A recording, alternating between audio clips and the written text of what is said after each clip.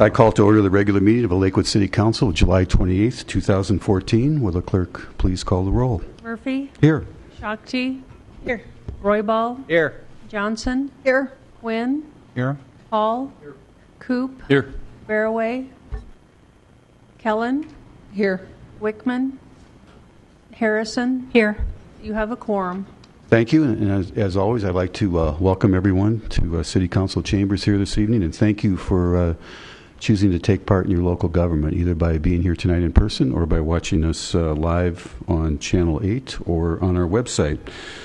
This time I'd like to ask you silence all phones, any sound-making device in the chambers. And after you do that, let's stand for the Pledge of Allegiance and remain standing for a moment of silent prayer. I pledge allegiance to the flag of the United States of America and to the republic for which it stands, one nation, under God, indivisible, with liberty and justice for all. Thank you. Please be seated.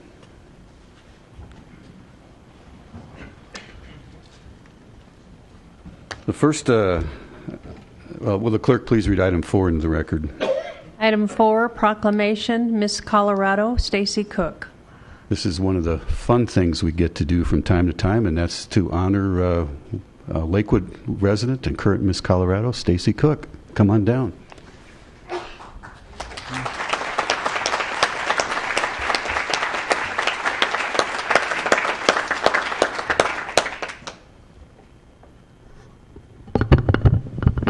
You know, there's some great privileges about being mayor, and this is certainly one of them. Scott is going to read the proclamation into the record. Right. Proclamation recognizing Stacy Cook as Miss Colorado 2014. Whereas the mayor and city council desire to commend Lakewood resident Stacy Cook for serving as a wonderful representative from the city as Miss Colorado 2014. And whereas Stacy works closely with the Children's Miracle Network hospitals to raise money for the hospitals, and she volunteers at Children's Hospital Colorado and is a member of the Young Professionals chapter of Children's Hospital, and whereas she also has worked with the Boys and Girls Club of Metro Denver and uses her service to promote education, health, positive social skills, and leadership abilities for children. And whereas Stacy has earned a bachelor's degree in psychology from Colorado State University, and she is pursuing a master's degree in social work at the University of Denver. And whereas her volunteer work reflects her career goal, which is to help youth as a therapist and to advocate in the community for their needs. And whereas the Miss Colorado organization's mission is educational advancement, achievement, and service, and requires young women selected as Miss Colorado to demonstrate a strong sense of the importance of community through her community service work. Whereas we wish Stacy the best as she goes on to compete for the Miss America title in September. Now, therefore, on behalf of the City Council and the residents of Lakewood, I, Bob Murphy, Mayor of the City of Lakewood, Colorado, by virtue of the authority vested in me, do hereby recognize Stacy Cook as Miss Colorado 2014, given under my hand and seal of Lakewood this 28th day of July 2014. Bob Murphy, Mayor. Stacy, it's my pleasure to present this to you. It's an honor to have you here. Green Mountain, Ward 4, welcome to City Council chambers. Congratulations. I know you'd like to say a few words. Thank you very much, Bob.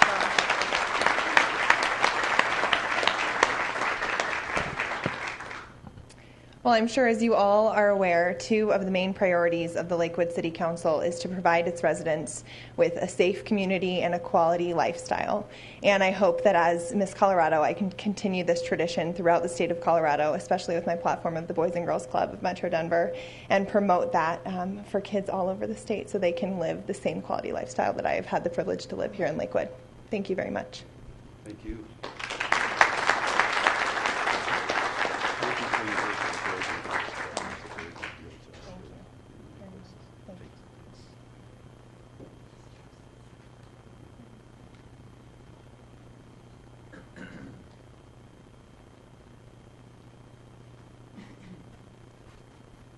I was just thanking Stacy privately for her work with the Boys and Girls Club of Metro Denver. That's obviously a very important institution for us here in Lakewood over at O'Connell Middle School. So we appreciate that very much. Thank you. Will the clerk please, read item 5 into the record? Item 5, recognition, sustainable neighborhoods. And I'm going to ask Jonathan Wachtel, our sustainability manager, to come on down.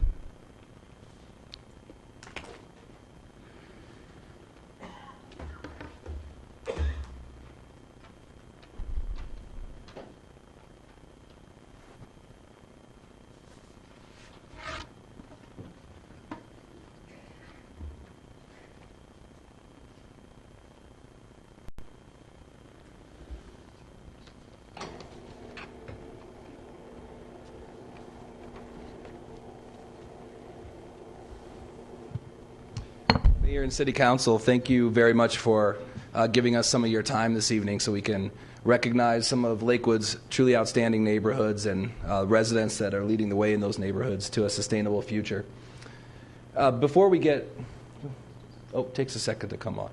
Before we get into the recognition of our sustainable neighborhoods for their accomplishments this year, I do want to give you a brief update on the status of the Sustainable Neighborhoods program here in Lakewood.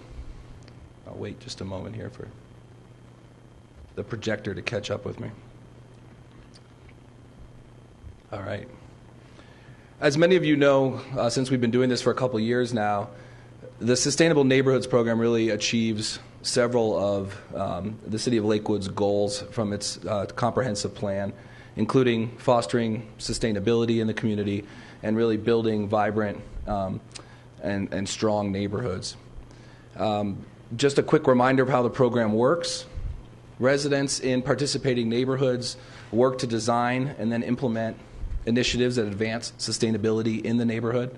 They get credits or points for their accomplishments, and then if they earn enough credits in a given year, they are recognized as one of Lakewood's certified sustainable neighborhoods. The program's arranged with 5 broad goal areas, and those really serve to guide the neighborhoods as they identify the projects and initiatives that they want to take on. And some of the ways they earn credits are by hosting educational workshops or special events in their communities, which could look like a neighborhood cleanup day or an electronic waste recycling day, or helping out at one of Lakewood's special events. They earn credits for creating resources to advance sustainable living in their communities, for taking data on the state of sustainability, and then for implementing projects. The program is set up so that there are 2 levels of certification. 60 credits in the first year earns you the title of participating sustainable neighborhood, and 100 credits in the first year earns you certification as an outstanding sustainable neighborhood. Now that we are in the second and third year of the program, there are additional requirements to maintain that certification, and we're going to recognize 2 of our outstanding sustainable neighborhoods tonight who have earned the 70 credits required to maintain that certification. So when neighborhoods join this program, the real success of this program comes from the fact that we've got residents across this community with an incredible range of skills and interests, and this program works because they're willing to share those with their neighbors. As part of the program, then, city staff provides support to them, and I want to take a moment to just acknowledge that this program would not be successful without the assistance from every department in this city. So when a neighborhood wants to take on a wellness initiative, our community resources department's right there to help out. When we want to help build out technology, we can turn to IT, and they really help us. So those are just some examples of how this is a citywide effort to help these neighborhoods. Obviously, their community organizations are a big part of success, partnering with local businesses, and overall just the creativity that our residents bring to this. There's a long list of benefits, and I won't go over all of them, but I do want to point out that some of the really positive outcomes of this program have been the community building within neighborhoods and the individual relationships that have been formed with our residents as part of this. And an additional kind of benefit that we've seen come out of this program is leadership. We've got Great opportunities through this program for residents to stand up in their community and share their skills and become leaders. And now we're watching that transition into other parts of civic participation, whether that's through other planning processes or participation through the ACIC and other citizen boards. So leadership growth out of this program has also been a great benefit to the community. The neighborhood recognition, in addition to all of us coming here tonight to recognize these great folks, also includes custom neighborhood signage for our outstanding sustainable neighborhoods. And it has taken a little while to get these up, but today, as of this morning, our first sustainable neighborhood sign has gone up in Iber, and there'll be another one in the next few weeks in Iber, and then on Friday you'll see signage going up in Belmar as well. So we're excited to see that recognition go up, and you can see as they maintain their certification, we add years to their custom logo for the neighborhood. As some of you may know, we started this program in 2011 with a pilot program. In 2012, we officially launched, and we were successful, and there was a lot of interest. And so in 2013, we went ahead and expanded the program, and there are now 5 participating neighborhoods in the city of Lakewood. In 2014, we had a very exciting year. We are having a very exciting year. Not only will we recognize 2 READ-certified neighborhoods here in a moment, but also welcome our newest outstanding sustainable neighborhood as well. But additionally, this year we built the Sustainable Neighborhood Network, and with the help of our talented IT department, we were able to build a custom website for the Sustainable Neighborhoods program, which provides custom pages for each neighborhood, interactive elements where they can track their credits, propose projects to us, and it's all very transparent, and the community can go on there and see what is upcoming, what projects they've earned credits for, and get information on the program. Additionally, this year we launched Sustainable Neighborhoods in a pilot program in partnership with the City and County of Denver. They've had great success so far in the first 6 months of the program there. The 3 neighborhoods that they launched in had incredible turnout to their kickoff meetings. And actually that North City Park number is a little low. They actually had over 100 participants in that first meeting. In April of this year, we were recognized nationally by the American Planning Association, receiving their first annual award for excellence in sustainability for this program, and that has led to a tremendous amount of interest, not only from our neighboring communities, but from communities around the country and even around the world, as I received a phone call from Dubai interested in details about this program. So this has really become something that Lakewood can be proud of, and I think the residents that are part of this program and have made this successful, it started right here, and that's something we can all be really proud of. And additionally, we also have gotten interest from the educational community, and the University of Colorado Denver is going to be conducting a study on the success of this program and the motivations and the outcomes. So we'll look forward to seeing the results of that. That'll launch this spring. So I'm going to turn this over in a moment to sustainability planner Leslie Langford, who started with us as an intern working on this program and has now taken over the reins and worked very hard with all the neighborhoods. And she's going to highlight some of the achievements this year. But if this is piquing your interest as a resident watching or at home or here in the council chambers, I do want to announce that we will be accepting applications for new neighborhoods this fall, and those neighborhoods will launch then in the spring of 2015. It is a competitive application process. So keep that in mind as you're listening, and if you're interested, feel free to get in touch with us, and we'll be happy to talk about that process and keep you up to date. And with that, I'll invite Leslie Langford up to recognize our neighborhoods. So, Jonathan, you have your tickets for Dubai yet, and your consulting invoice? Not yet, but Not yet. I will work on that if they are interested in us coming to consult with them for sure. I kid. We're very proud of you and the entire program. So thanks. Thank you, Mayor Murphy and City Council. I'm Leslie Langford, Sustainability Planner in the Planning Department, and I'm thrilled to share some accomplishments of the Lakewood Sustainable Neighborhoods. We would like to start by welcoming our newest outstanding sustainable neighborhood, Southern Gables. Representatives from Southern Gables, please come up to the podium at this time.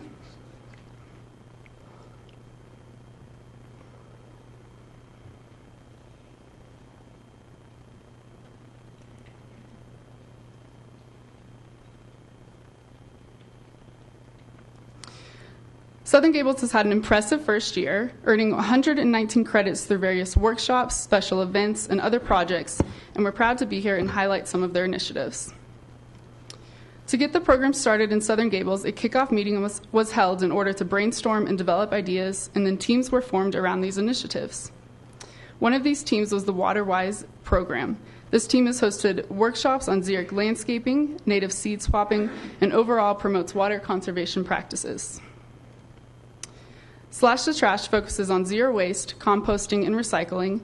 Their efforts include tours of resource recovery facilities, examining their own habits in the neighborhood, and providing support to the city through volunteer work, such as the Zero Waste booth at Lakewood's Earth Day event. Southern Gables volunteer efforts even extend outside of the city, as they have spent time assisting the Jefferson County Action Center. Southern Gables is working to reduce their own energy usage in the neighborhood by collecting resources and tracking energy metrics. They've also connected with the local Ace Hardware store to learn about available materials that can help reduce energy usage in their homes. Connecting with businesses is also part of their community building initiative. They've partnered with local businesses for events such as Bike to Work Day. Southern Gables has found very creative and resourceful ways to share ideas and information to the neighborhood. The Neighborhood Postcard Project is one example.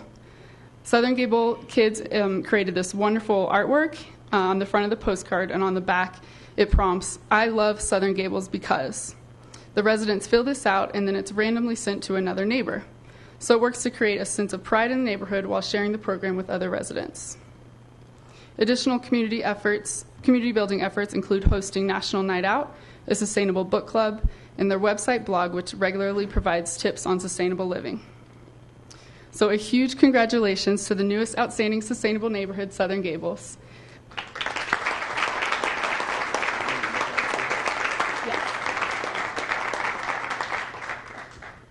So there's plenty to share.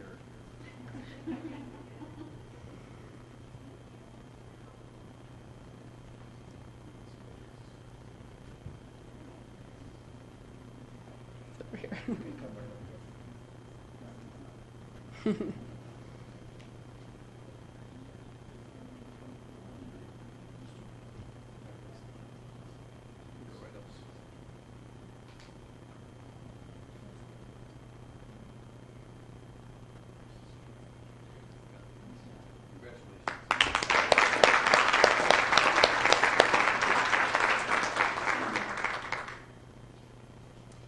And one of the residents, Dana Goodwine, will say a few words on her experience with the program. Thank you. Thanks, Leslie and Jonathan. Just wanted to briefly say thank you, and it's so exciting to be here and listen to all the things that are happening with this program. And I just wanted to take this opportunity while we're all together to say thank you for having this program and all of the people that have made everything we've done possible. So this experience has really been such an inspiration to meet all the people in our community, within our neighborhood, our elected officials, people within the city office as well, and to just find out how many people are willing to donate time and dedication and come up with new ideas to make all of our lives better. And we've all contributed in our own ways, and in our neighborhood, it's just been really exciting to watch this sustainable community grow. We started with 0 people, then moved to 5, 10, 20, and then suddenly, we had 80 or 100 people at our last event in May. And it took a lot of effort from a lot of people, and I just wanted to also thank everyone in the leadership team so much for Robert. Oh, there you went. Who have just really done whatever it takes to make this happen. So thank you. You've really inspired me. And to all the people at home who make an effort every day to live more sustainably in their own lives. And also, I just wanted to thank the other neighborhoods for the guidance that you've offered and sharing your experience with us. It's really helped a lot. And Jonathan and Leslie, we wouldn't be here without you. Thank you for everything. All right, thanks so much.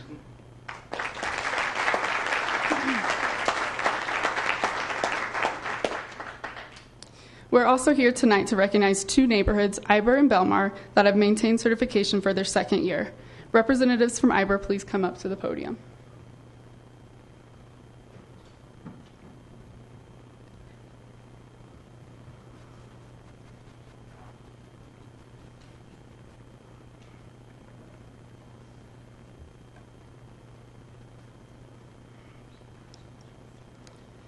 The IBER neighborhood joined the Sustainable Neighborhood Program in 2012 and earned certification as an outstanding sustainable neighborhood by accumulating more than the 100 required credits. To maintain the certification, neighborhoods must earn 70 credits in the subsequent years. IBER easily surpassed this by earning 96 in their second year cycle. Some of the highlights from this year's initiatives include their community building efforts. This team promotes IBER's activities and events and provides regular updates on their social media outlets. Another big piece of community building is the Resilience Circle. This is one of IBER's really lasting initiatives. There's a different theme every month, and oftentimes the topic introduced at the Resilience Circle grows into IBER's next project, such as the recent Be Safe Gardening initiative. IBER has worked with their local elementary school in a variety of ways. One was to construct a community garden. Year one for this implementation consisted of actually building the garden, and now in year two, the garden is operational and is providing food to the residents. A second initiative with the elementary school is the literacy program.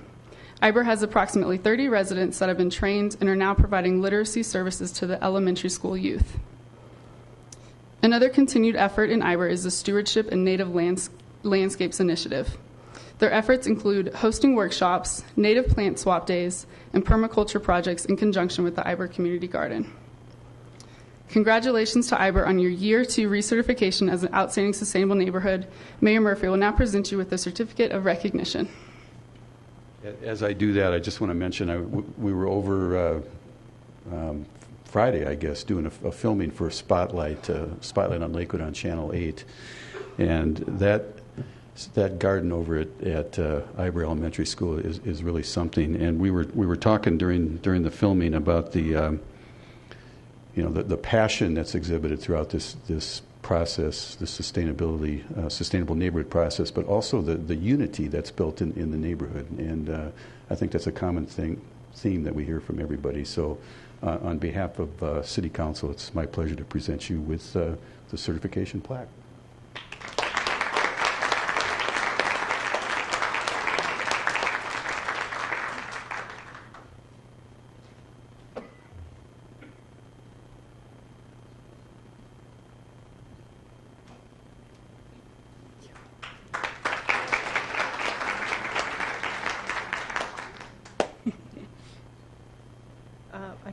Southern Gables kind of covered all the thank yous, but I do want to recognize that there has probably been dozens, if not hundreds, of people throughout the neighborhood that have put in tons of sweat equity.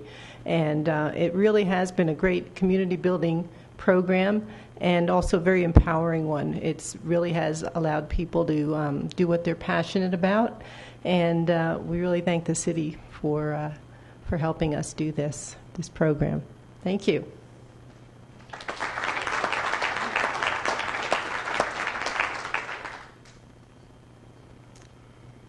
Belmar is the other outstanding sustainable neighborhood to achieve recertification in their second year. Will Belmar representatives please approach the podium?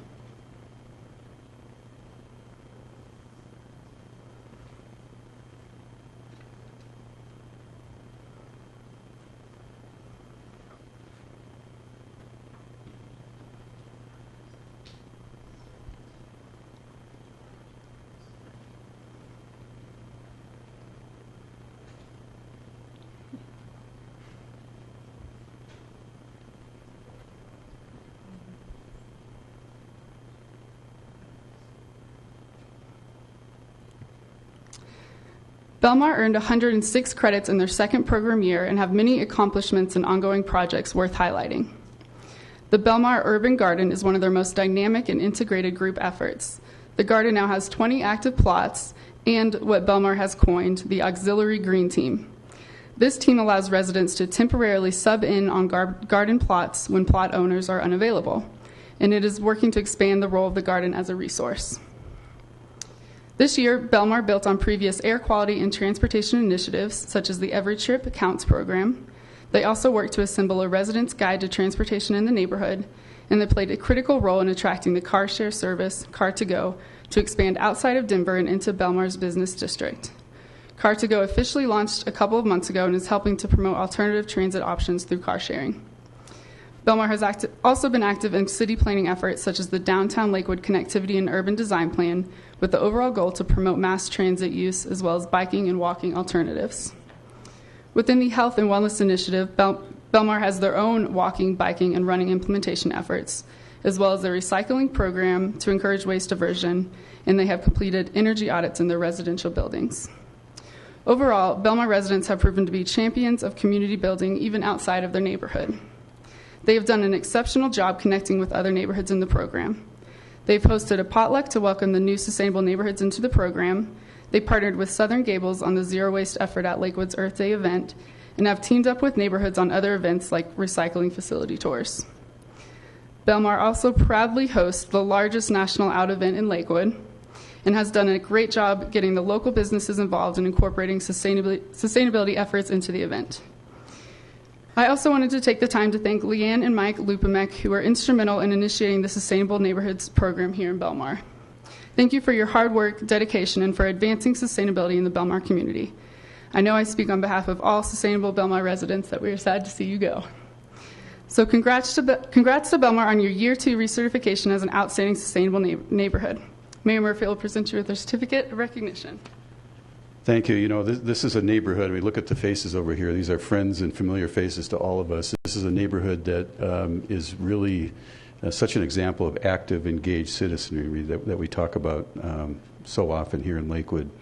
And Doug Wells whispered in my ear when we were talking about the National Night Out. Not only is the biggest national night out, but it's the best food as well, right? Congratulations, guys.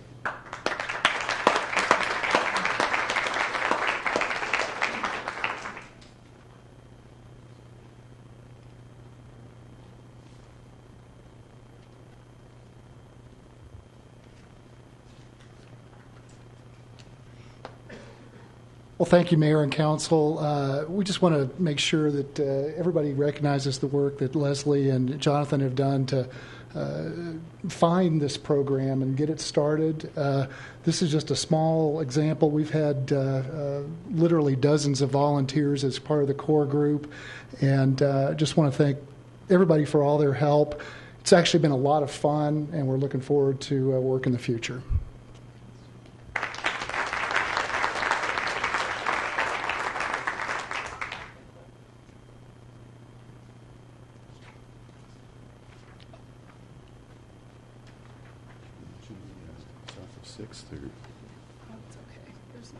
Okay, all right. So again, we want to congratulate all the neighborhoods that we recognize tonight, and also Jonathan and the team and the city staff. It's always great to have Denver following Lakewood's lead, isn't it? And so many of those other cities that we saw up on the slides. Again, I want to remind everyone out there watching that the Sustainable Neighborhoods program will be accepting applications from new neighborhood groups in the fall of this year, and that will be a competitive application process, and the selected neighborhoods will launch the program with help from the city staff in the spring of 2015. And the contact information is up on the screen now. You can lessland@lakewood.org. And then finally, as you see up on the screen, there is a Sustainable Neighborhood Summer Picnic that will be held on August 24th, noon to 3 p.m. at Sloan's Lake Park in Denver. So that will be a great opportunity for residents in the program to share their experiences and possibly come up with new ideas. So come on out for that picnic. So again, one final round of applause to everyone. Thank you.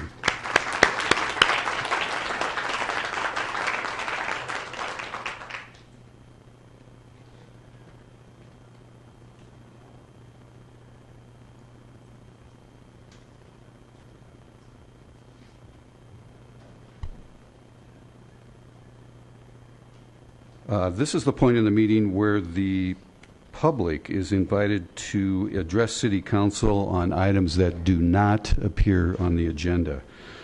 All comments, again, on these non-agenda items should be directed to the City Council. And as always, I ask that all in attendance here tonight observe the decorum of council chambers. No audible support or discord with the speaker.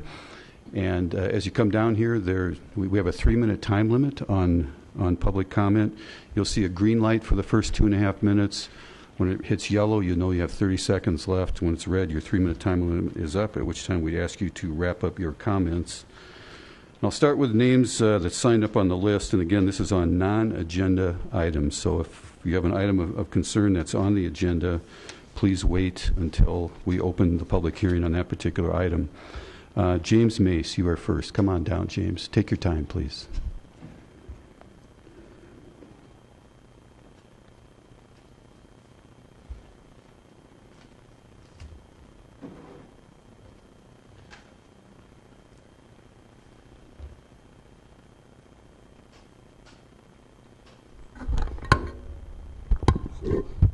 Good evening, Mayor, City Council members.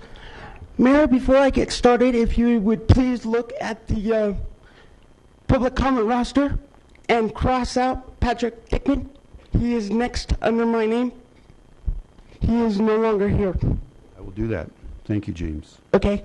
Tonight I am here on behalf of Colfax and Kendall. Colfax and Kendall we've been dealing with nothing but drunks. I've ended up calling Lakewood PD several times because of this. People have busted into my apartment. They have tried busting into the laundry room, and I am tired of it. I have repeatedly called Lakewood. I have repeatedly called Commander Reeves. I have repeatedly called Commander Hebner. I am extremely tired of this. This is an issue that if the city of Lakewood can clean up the drunks, I can clean up the trash.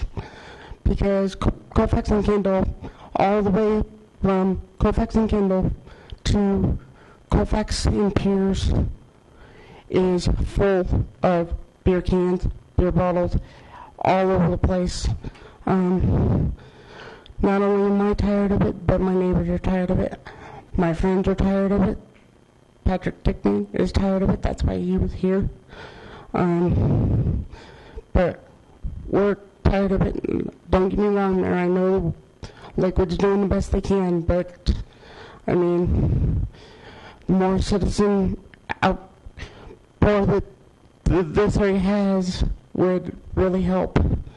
I am requesting that Chief Polito put more agents in that area. And Mayor, if I may, I would like to also ask Councilor Coop a quick question. We will answer all questions at the conclusion of public comment, but go ahead. Councilor Coop, if I may, when was the last time you walked Colfax and Kendall? You don't have to answer that right now, but I would like to get an answer from you at the end of public comment, if that's possible. Thank you. Thank you, Mr. Meese.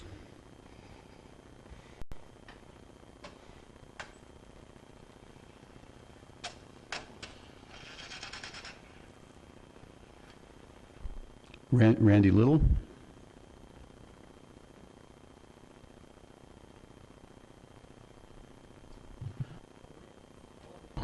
I didn't do it. Okay. It's working. Sorry. That's a quick Randy 3 Little. minutes, Randy. Yeah. You wanted to shut me off early. I know. Randy Little, 10590 West Dakota Avenue. I'm here tonight to talk about transparency versus rumors. It came to my attention last week you held a city council study session that was not televised and was not put on the internet. And none of the citizens of Lakewood had any information on this.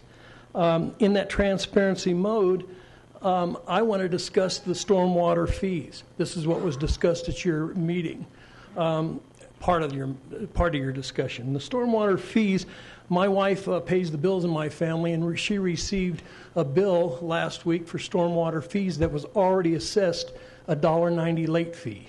Now, $1.90 doesn't mean anything to any of us. You can't buy a cup of coffee. But you take that times 100,000 citizens in the city of Lakewood, that's quite a substantial jump.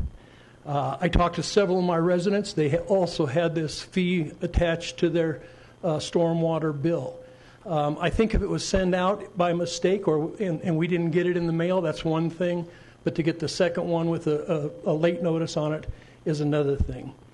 I think we spend tens of thousands of dollars a year on Channel 8 TV and on your websites. Being in that business, I know what you go through and I know the situation. But I think everything at the City of Lakewood in the means of a city council meeting or a study session should be televised for citizens to understand and know what's going on in their city. I also think that some of these fees should be brought up and talked about. These fees, we have several millions of dollars in our reserve funds. We also have different directions on raising these fees. And if not in any other reason, we should also maybe have a bond issue. If it's that big of a situation that these gulches need attention, then they should be taken care of. But bottom line is I really feel highly motivated with transparency. We need to let the citizens know what's going on in their city. Thank you. Thank you, Mr. Little. Doug Gribbins.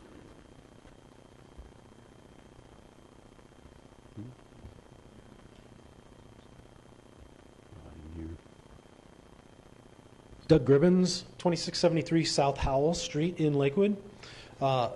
Mayor Murphy, members of the City Council, you may recall that me and some of my neighbors were here back in February complaining about the Solterra Monument. It's about 100 yards north of Yale in Indiana in Lakewood. We were complaining about the lights. Actually, we were complaining about many things, but the lights are especially bright. In fact, many of you may recall we had the picture up of the bright lights in my window. After the meeting, we were told that the lights would be mitigated. In fact, what happened? In fact, Carol sent me the comprehensive sign and lighting plan. They turned the lights off for several months, but thank God for the rain that we have received. But what they did is they've waited until the trees and the weeds grew up, and now the lights are back on. And in fact, they have not been mitigated. They are just as bright, if not brighter. What they did this past week is they actually cemented the lights in. And they pointed the lights directly at the wall, so now they illuminate very much the wall. And it's extremely, extremely bright again. And then, here in 90 days when the leaves fall off the trees, once again, I'm going to have the back of my house lit up.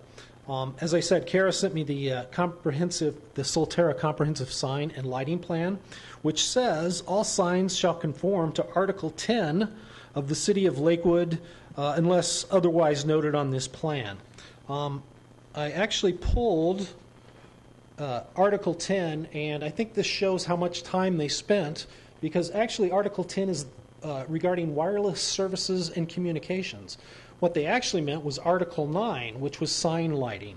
And in fact, that says illumination ceases between the hours of 9 p.m. and 6 a.m., except signs permitted for medical services and public services, such as police and fire, which are provided on a 24-hour basis, and signs for other traffic safety purposes.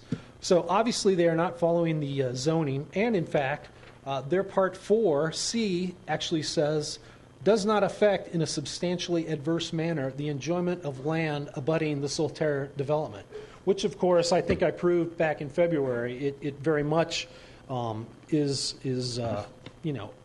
adversarial to our enjoyment. A couple other things I also pulled out of their plan. It says that metal halide or high-pressure sodium high-intensity lights would be banned. The lights on the monument are actually, I believe they are, metal halide. In fact, they're so bright that you cannot look at those lights with your own eyes. It's just entirely too bright to do that. Furthermore, Kara sent me this that says their notifications included in the Summit Glen homeowners. The notifications would be sent to the Summit Glen homeowners and all owners of the property within 500 feet where the sign is located. That was not done. None of us received a notification.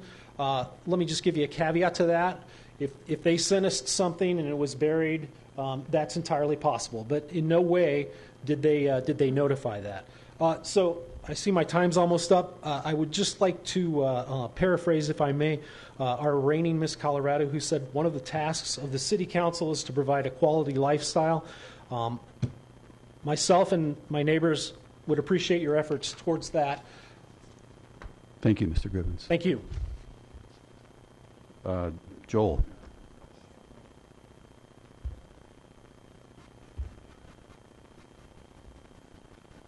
Good evening, Mayor, City Council members. Joel Zachridge, 2667 South Hollow Street, 80228. I'm here also to iterate about the monument. It's as big as a billboard. It's lit up. It's behind my home. Nobody would like a billboard that's lit up behind their home. To have 17 to 20% hit on our home value is, I have problems with that. And everybody, I wish you guys had some empathy towards us on what's taking place there. We've contacted the police. The police say to contact Kara Mueller, and we've said, hey, we were going to have a meeting about the landscaping. That has not happened. She was going to look and see if the lights were dimmer and get back to us. That has not happened. The weeds are 2-3 feet tall back there now. When the city was mowing, that was kept down. The city would mow it twice a year. It's not being mowed now. We've got a dead tree that's completely brown. It's a fire hazard. Those weeds dry, we've got a fire hazard. I would like some action taken on some of these items. The monument, I would love for that thing to be tore down. It's a bad situation. So thank you very much. Thank you. Anita Springsteen.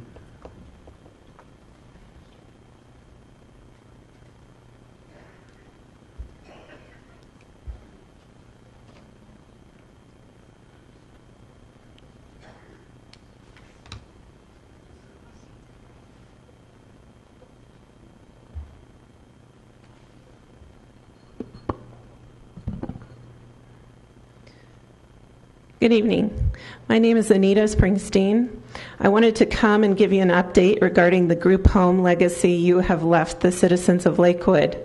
The majority of you voted in December 2012 to broadly change the zoning laws and left us without protection.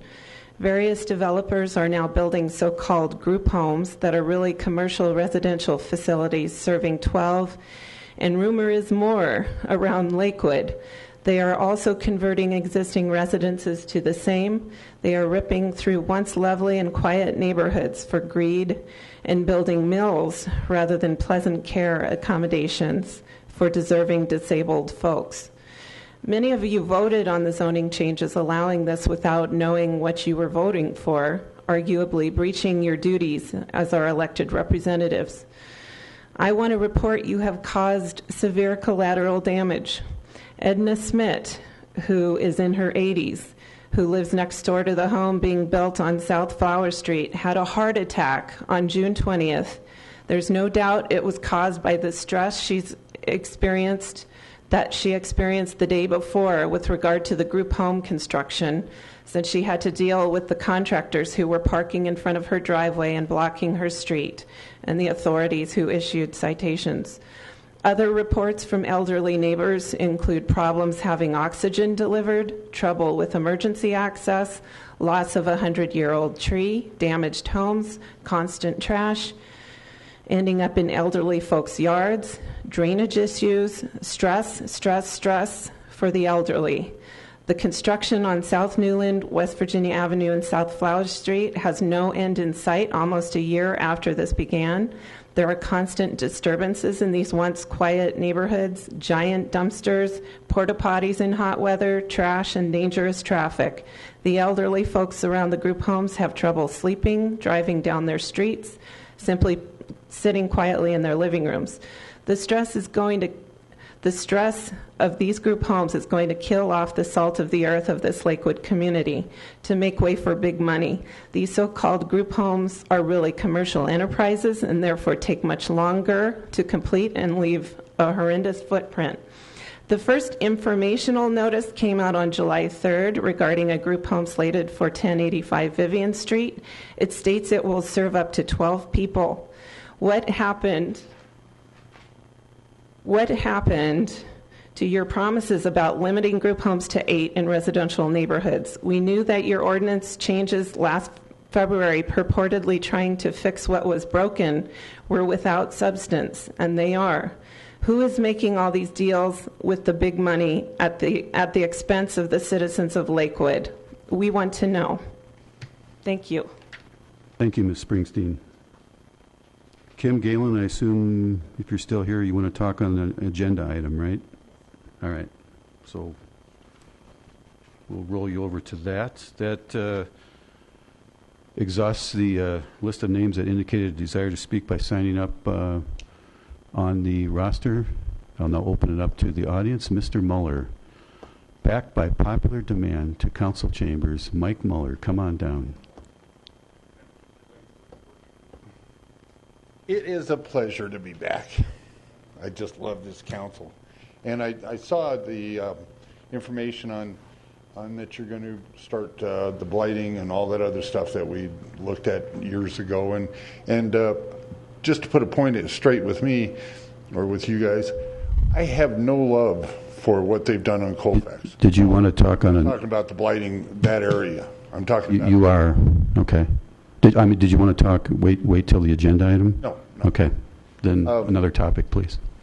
We warned the people on Colfax and everything else that this was coming, that it was going to come, and they did nothing to improve their properties. So I feel no sorrow for them at all. And now I'm happy because Mike Rock and his cronies and Burkholder and his cronies have all left. And I really think the owners of the properties are going to get a straight, fair shake with this council and Kathy Hodson. I see a lot of promise in this, how it's going to come out very nice and very ethically and morally done.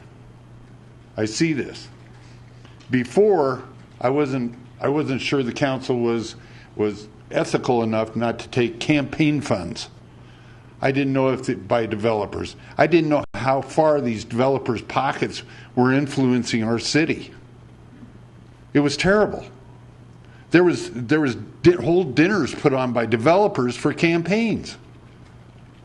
And I know every one of you would not take any money from developers now. It'd be unethical, unmoral, and it'd be wrong to the constituents that are going to be affected. And so I hope that my feelings about this council being an ethical board holds out. And it doesn't go back to the way of Rock and the heavy-handed way of doing business with people in the city. It was either Rock's way or the highway. And that is done. Hopefully it is done. And now we can do things ethically and morally the way they should have been done the first way. Thank you. Thanks, Mike. Anyone else? Joe?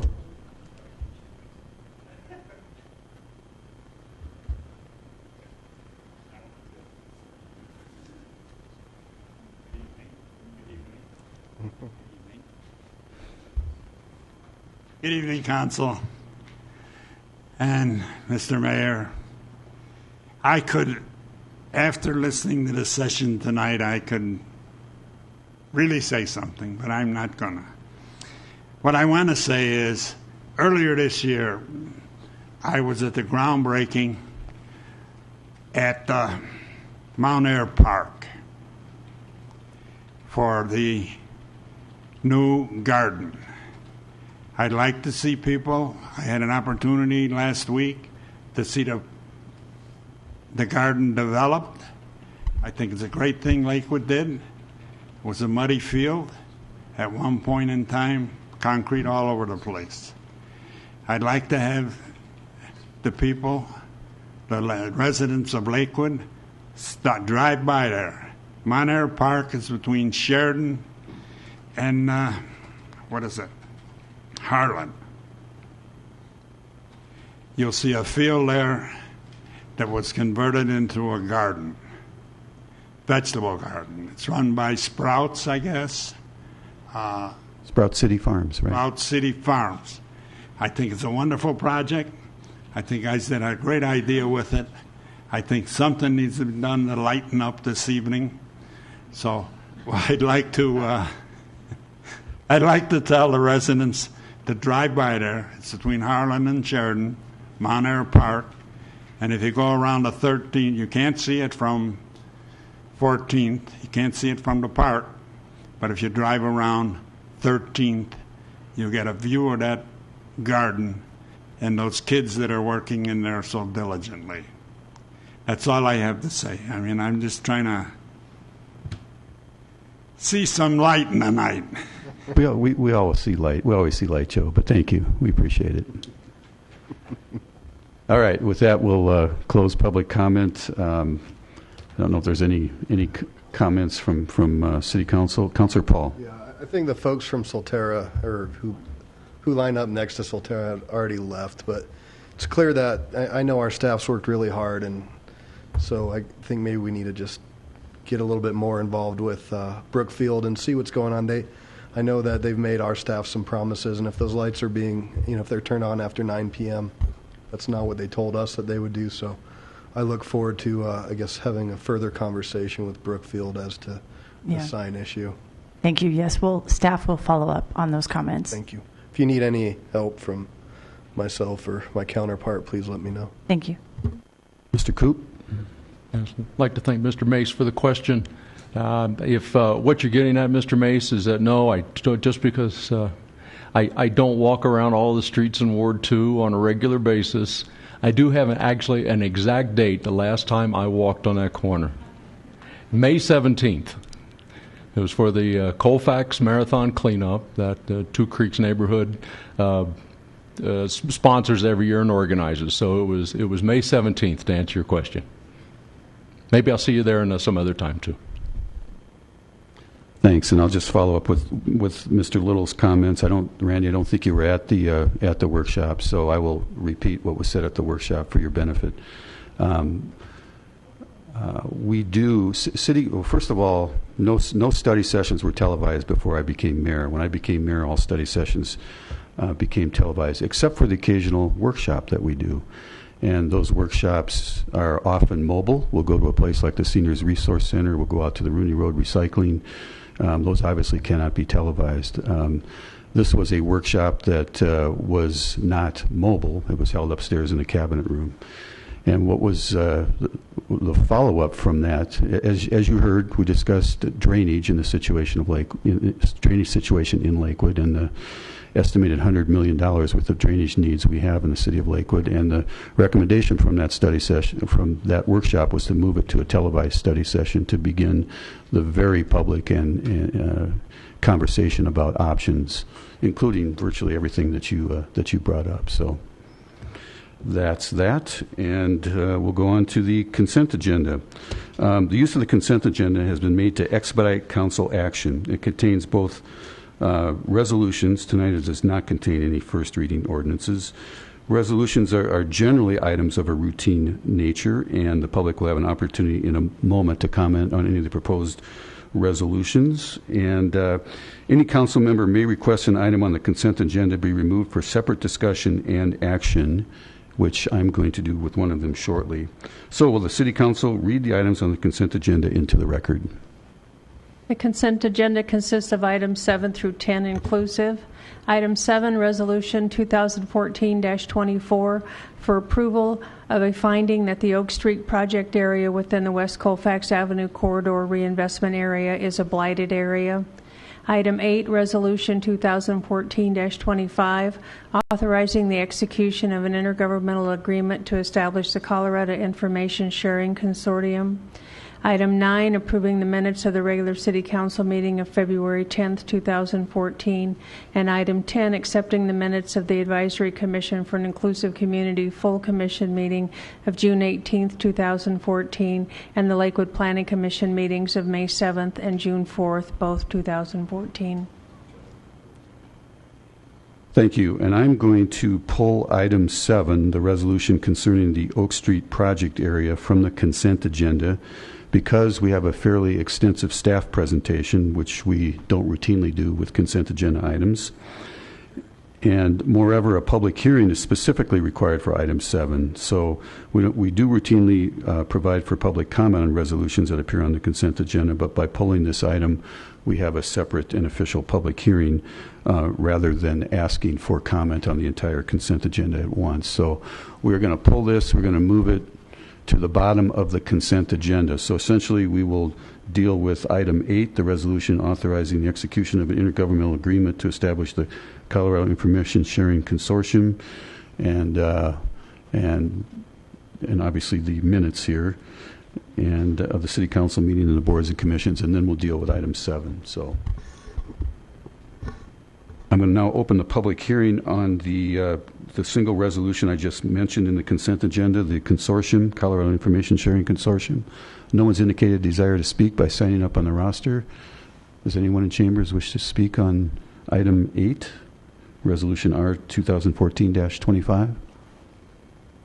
All right, with that, we will close the public comment period, and I'm ready for a motion. We okay, Tim? Yes, consent agenda minus the item. Right. A motion on the consent agenda absent item 7, which was pulled. Mayor Murphy, I move for approval of council minutes, for acceptance of the minutes of boards and commissions, and for adoption of resolutions, all of which are included in the consent agenda items introduced into the record by the city clerk. Can you clarify in your motion that that's removed? Just clarify. Just clarify that. 7. With item 7 being moved off the consent agenda. Second. All right, motion and second on the consent agenda. Any absent item 7, which has been removed from the consent agenda. Any discussion? If not, if I can get this to work, please cast your votes.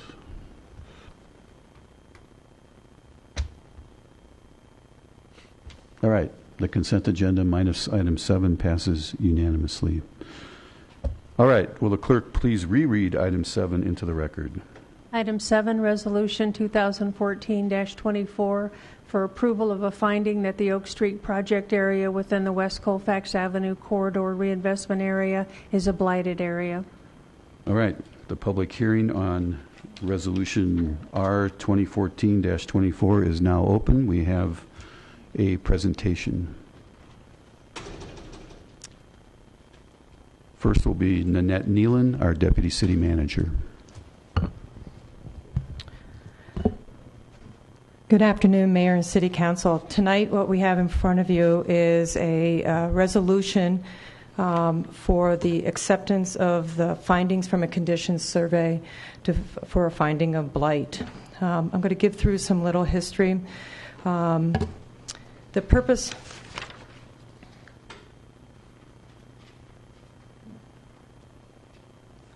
purpose of this update is to enable the future reinvestment in the West Colfax corridor and reaffirm the use of our urban renewal tools, and then follow our state statute requirements. In April of this year, we engaged the company Matrix Design Group to update the condition surveys in a specific area. And we sent out a notification to the property owners, residents, and business owners, allowing them to know that we were engaging in updating the study itself. And that is part of our statutory requirements. Additionally, on June 26th, we provided public notification via letter to all the property owners, business owners, and residents within this specific area to meet our statutory requirements. And then also the city clerk put a public notice in our official publications, including our website. In 2005, the City Council looked at the entire West Colfax corridor, primarily within the commercial retail areas from Sheridan all the way to Sims. In doing that, that was done in 2005, and as we are starting to look at engagement in the various areas of the corridor, we needed additional tools that required an update of the condition survey, specifically in the red block that you see in this year, and it's generally in the Oak Street area. In 2005, when Council accepted the finding of blight, they formed a reinvestment area that was shown on the prior graphic. And it had some plan objectives, components that were detailed in the plan, and included rehabilitation of buildings and sites, expansion and improvement of existing businesses, development of small and locally owned businesses, development of quality projects, correct infrastructure and floodplain issues, and improve the quality and look and function.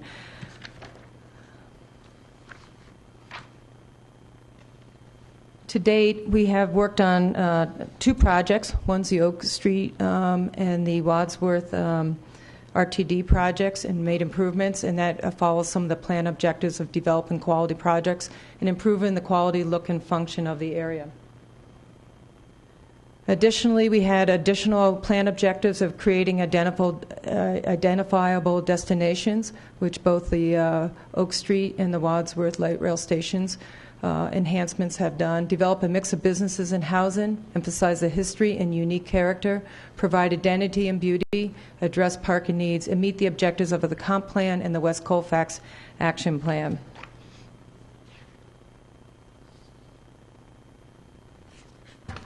The plan implementation kind of talks about activities that we can do as the Lakewood Reinvestment Authority. And the tools that were provided for in the West Colfax Avenue Corridor Reinvestment Plan that were adopted in 2005 are tools and powers authorized to be exercised by the Lakewood Reinvestment Authority under Colorado's urban renewal law, and which are necessary, convenient, or appropriate to accomplish the objectives we just went over.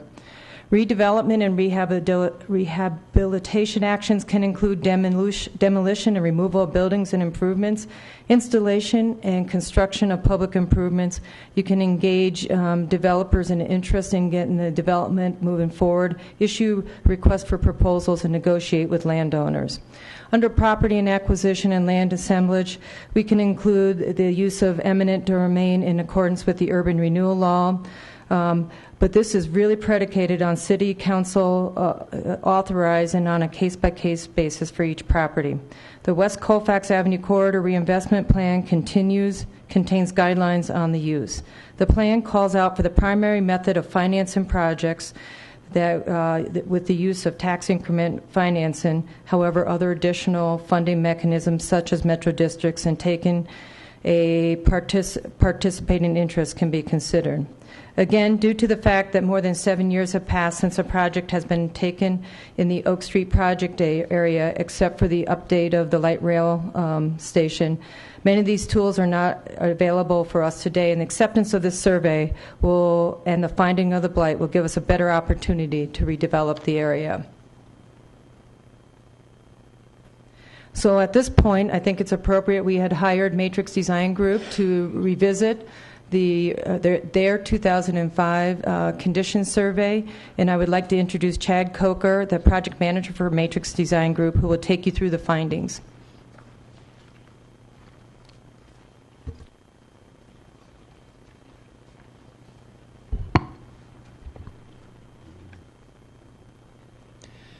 Mayor, council members, we appreciate you having us here today to explain our conditions inventory that we did for this area. Basically, it was an update of the 2005 study that we had done, and we were approached by the City of Lakewood and asked about if the 2005 survey would still be valid for a study of this magnitude now. And we indicated that, after 9 years and after all the development that has already gone on in Lakewood, it would probably be appropriate to do this update and to basically start with this area as if it were the original blight study, so that all the factors that have happened in the last 9 years are accounted for in this study. First of all, the first thing that we have to do in order to determine if a study area, an urban renewal area, is blighted is there are 11 factors by Colorado statute that we identify either through field investigation, through talking to various city agencies, or from research that we've done. At least 4 of those factors typically must be present within the entire area to create a URA, to create an urban renewal area. 5 factors must be present if eminent domain is to be used for property. However, if all of the property owners in an entire urban renewal area all agree, then only 1 factor must be present in order to create an urban renewal area. The 11 factors of blight, as listed by Colorado statute, are deteriorated or deteriorating structures. This generally refers to the exteriors of buildings, soffits, ancillary structures, foundation, walls, things that you can see that are deteriorating or damaged. Defective or inadequate street layout is the second one, and that, of course, refers to volume, streets that don't work correctly, unsafe conditions. Basically anything that's, streetwise, if it's not working for the area, then that can fall under that. Faulty lot layout in relation to size, adequacy, accessibility, or usefulness. So that typically refers to lots that are too small or are oddly shaped or are not very easily developed if they have, for instance, billboards on site that have leases with them and you can't develop because those are in place. Unsanitary or unsafe conditions. This basically is for any condition that could be considered unsanitary, unsafe. Trash all over the place, illegal dumping, gang activity, anything that the public would generally be considered a nuisance. Excessive police calls, excessive fire calls. Deterioration of site, fences and other maintenance issues. That would be not just buildings, but that would be parking lot deterioration, potholing, unpaved parking areas, anything like that. Unusual topography or inadequate public improvements or utilities. That would be something that would make it difficult to develop a site, whether it was soils that were inappropriate for development or topography or rock croppings, anything that would make a site difficult. Inadequate public utilities or improvements, utilities, if, for instance, there's not enough water lines for fire suppression or any kind of utilities that are inadequate. Defective or visual or unusual conditions of title, rendering the title non-marketable. That would be things like environmental covenants, titles that are either multiple owners that would make developing a site difficult, defective titles, things like that. Conditions that endanger life or property by fire or other causes. Obviously, that's anything that's that allows for a lack of emergency access. Ambulances getting in, fire department trucks getting in. Fire code violations, hazardous conditions, things like that. Buildings that are unsafe or unhealthy for people to live or work in. Code violations, unsafe structurally, unsafe utilities, that kind of stuff. Environmental conditions of buildings or property. That's any recognized environmental condition, asbestos, underground storage tanks that have leaked, brownfield sites, any environmental condition that would make development difficult. And the last one is high municipal services, underutilization of property. Basically, that entire thing is talking about anything that requires high levels of municipal services, extra police calls, code calls, anything like that, or underutilization or vacancies in an otherwise developed area. That all follows under that. The project area for the 2014 study is a portion of the 2005 study, and what we did is we kept the nomenclature from the 2005 study, which is why the lots, basically the parcels that we parceled out are numbered 10 through 17. That's the only reason they're numbered 10 through 17 and not 1 through 8. So we just wanted to keep the two surveys together. Understand that a condition survey is for an entire area and is not on a property-by-property basis. It's not even on a lot-by-lot basis, as you see up there. We divided it into lots to make it easier for the study and easier to understand the study. But once we make a condition of blight based on those 11 factors, that's site-wide. That's not parcel by parcel or property by property. So there may be some properties that had zero conditions of blight on them, but being in this urban renewal area, if the majority or a significant number of those properties and those sites have a blight condition, then the site, the URA, the area itself, is considered to be a blight, and that's by urban statute. The results of the survey, we did find 6 factors in 2014. Slum or deteriorated or deteriorating structures. There were several structures, mostly along Colfax, that did have deteriorated sides, walls, soffits, roofs, pretty much ran the gambit.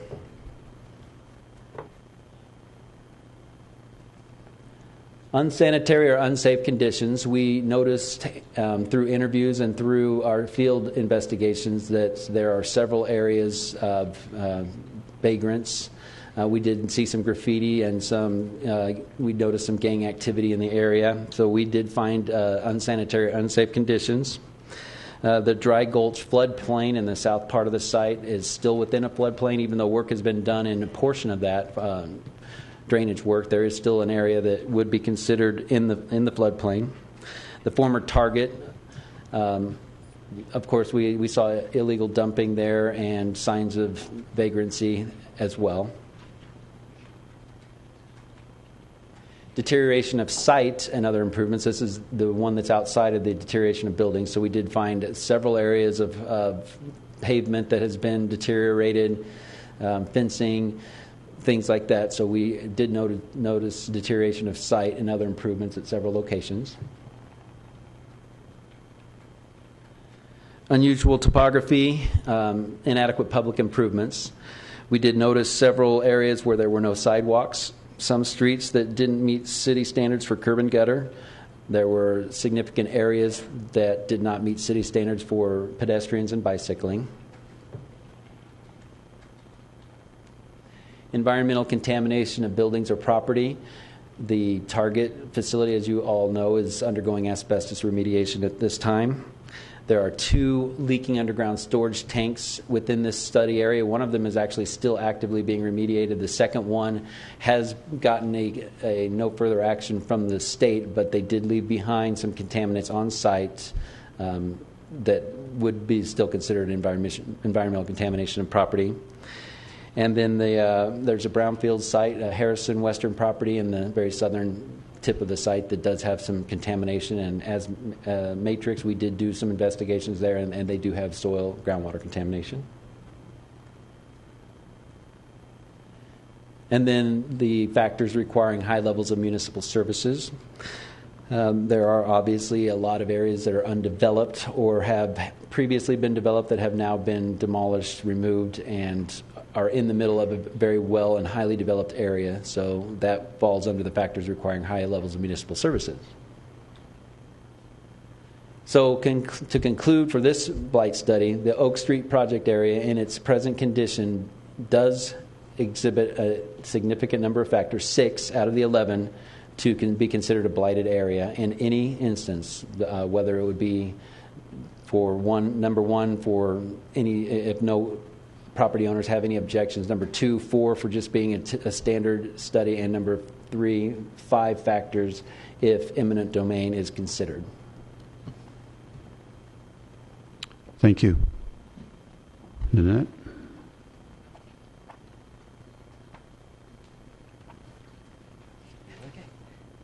Well, that concludes staff presentation, and the next steps that are asked of City Council is to adopt the resolution that was in your packet, to consider the survey findings presented by the Matrix Design Group and decide if you want to reaffirm the 2005 finding of blight and provide the city with the tools outlined in the West Colfax Avenue Corridor Reinvestment Plan. So staff will be available after you get public comment. Thank you. Thank you. And I would just add to the presentation, if I'm repeating what you said, I apologize, but as you said, there are 11 criteria under the state statute. You actually studied only 10 of the 11. You didn't study the 11th, which was defective or unusual conditions of title rendering or the title non-marketable. You didn't do that because of the amount of time and expense, frankly, involved. So, in essence, you found 6 out of the 10 that you studied. That is correct. The finding of title would be a significant undertaking. You would go through all of the different titles of all the different properties and try to identify any covenants on those properties. Because we had 6 of 10 anyway, and 5 is the required maximum for any situation, we decided at this time a title search was not necessary to consider this a blight area. Okay, thank you. All right, I'll now open the public comment portion of the proposed resolution, and I'll start with Kim Snyder and Galen Foster,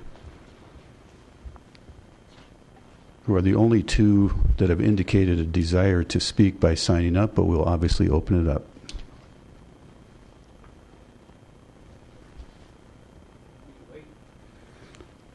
You each get 3 minutes, Galen, so it's up to you. Well, I didn't think I'd ever be up here again. Kim Snyder, 11085 West Colfax, Lakewood Land Company. I have so much to say and so little time to say it. But first off, our shop is an oasis in a desert of blight around us. We are not the blight.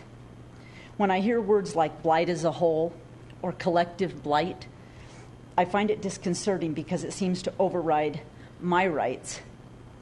We had to give our home and business once to accommodate the community as a whole, or the collective, if you will. I would ask you to ask your conscience as to whether it is fair or just to ask us 4.5 years later to give up all we have worked for all over again for the good of the whole. I sort of resent the fact that Matrix Design took a picture of our property with a crane out back as it was doing work on our property, and I don't imagine any of you, if you've ever had construction work done on your property, would like to have your property considered for eminent domain or blight because you have construction vehicles parked around it while your home is being worked on. I would just like to close by reading something that I didn't write. The right to life is the source of all rights, and the right to property is their only implementation. Without property rights, no other rights are possible. Since man has to sustain his life by his own effort, the man who has no right to the product of his effort has no means to sustain his life. The man who produces while others dispose of his product are a slave. Bear in mind that the right to property is not the right to action like other rights. It is not the right to an object, but to the action and the consequences of producing or earning that object. It is not a guarantee that a man will earn any property, only a guarantee that he will own it if he earns it. It is the right to gain, to keep, to use, and dispose of his material values. Thank you for your consideration. Thank you, Kim. Galen. Yeah, I feel like it's all deja vu again. I don't know how much stress that my wife and I can take. But anyway, I would like to know why or how our property could be considered blight when we received funds from Lakewood and the Regional Transportation District to redevelop this property. We thought we could be a part of the new development. We were even featured on Spotlight Lakewood about our location on TV with the mayor. My wife and I cannot sustain another move. We went from Boardwalk to Baltic Avenue, 60,000 cars a day plus, depending on the day, to maybe 25,000 at best. If we have to move again after 31 years, it could kill our business. After 31 years, we've been a pillar in this community. Pillar to dust we don't want.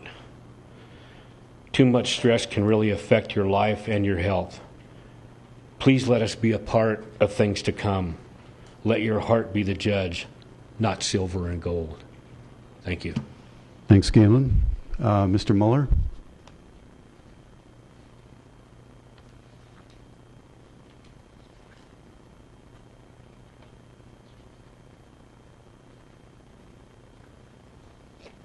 Once again, when I looked at this area, when you did the big sections, like the Oak Street section, and there's a bunch of other sections, I still have all the books and everything else. but you're not leaving it out for people who do want to redevelop their property, or if they have redeveloped their property, or they're working on redeveloping their property, you're still going to go in there and lay the hammer down on the whole area. It's not the right way to do things. You've got to do it by property owner, not whole sections.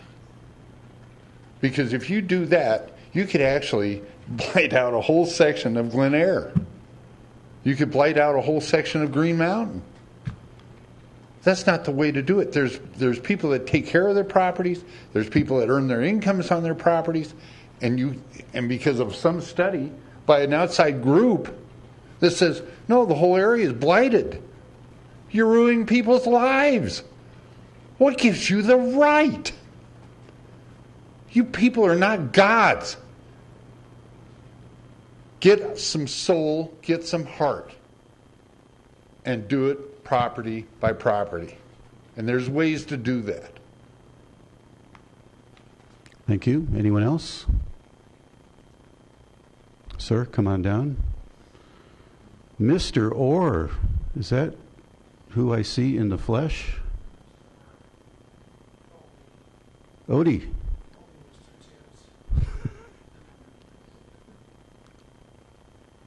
First off, I'd like to congratulate Kathy Hodgins on such a fine job as city manager. I've not heard one complaint since she's taken office, and I commend you for that. Margie? Thank you. I'm Odell Orr. I live at 1301 Nelson Street, and I've been building a home there since 1997. When I first laid out my plans to bankers, they wanted no part of it. It's a $1 million project, and I'm 80% complete with my own money. My wife and I have struggled there. We're soon to be completed in the next 2 years. Now, for most of you with a 30-year mortgage, you rarely do a small remodel or an addition. This home has been cited by builders all over the world, and they commend me for it. Doesn't look like much now, but when I moved my construction trailer and the 2,000 parts on my porch are put on there, it's a work of art.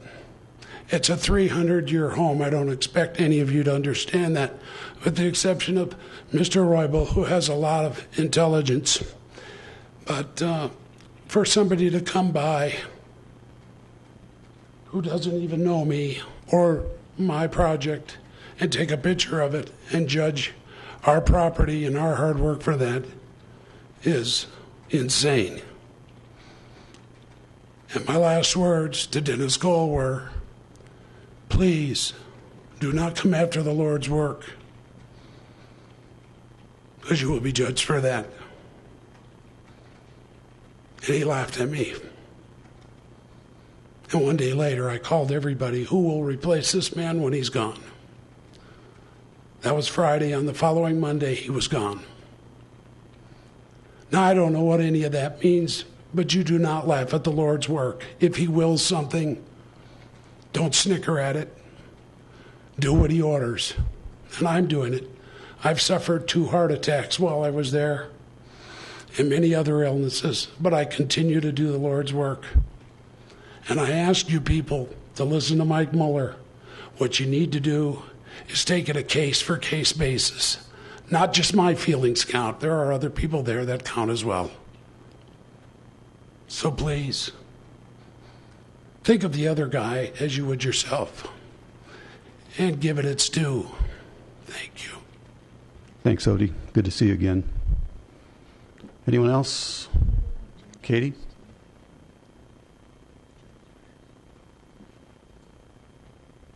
And then James Mace. I'm Katie Owens, and I live adjacent to the area. It's just a lot of information, and I'm just trying to absorb it all.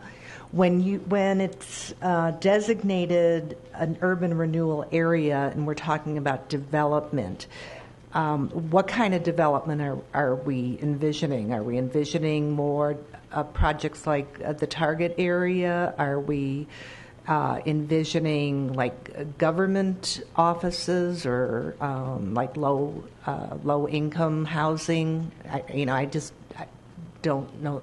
I would just like some answers to questions. Right. Fair enough. The answer is actually an easy one. There is no specific project. This is just updating a study. Okay. Fair enough, Nanette? All right. Thanks. Mr. Mace?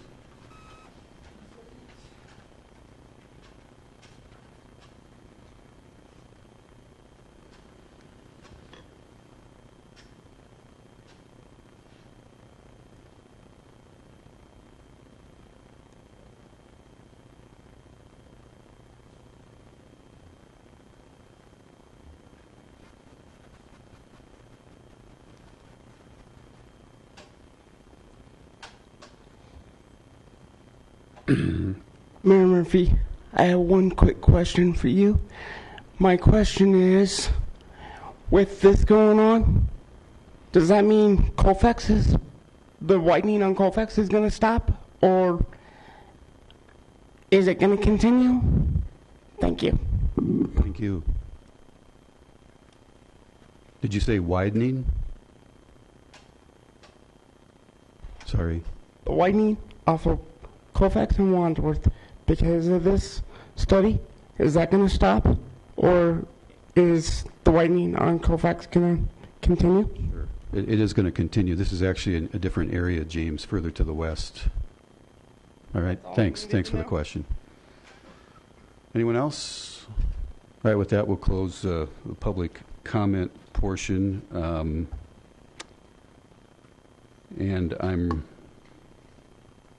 I guess I'm ready for a motion to start the conversation. A motion on the resolution. Mayor Murphy, I move for the adoption of Resolution 2014-24. Second.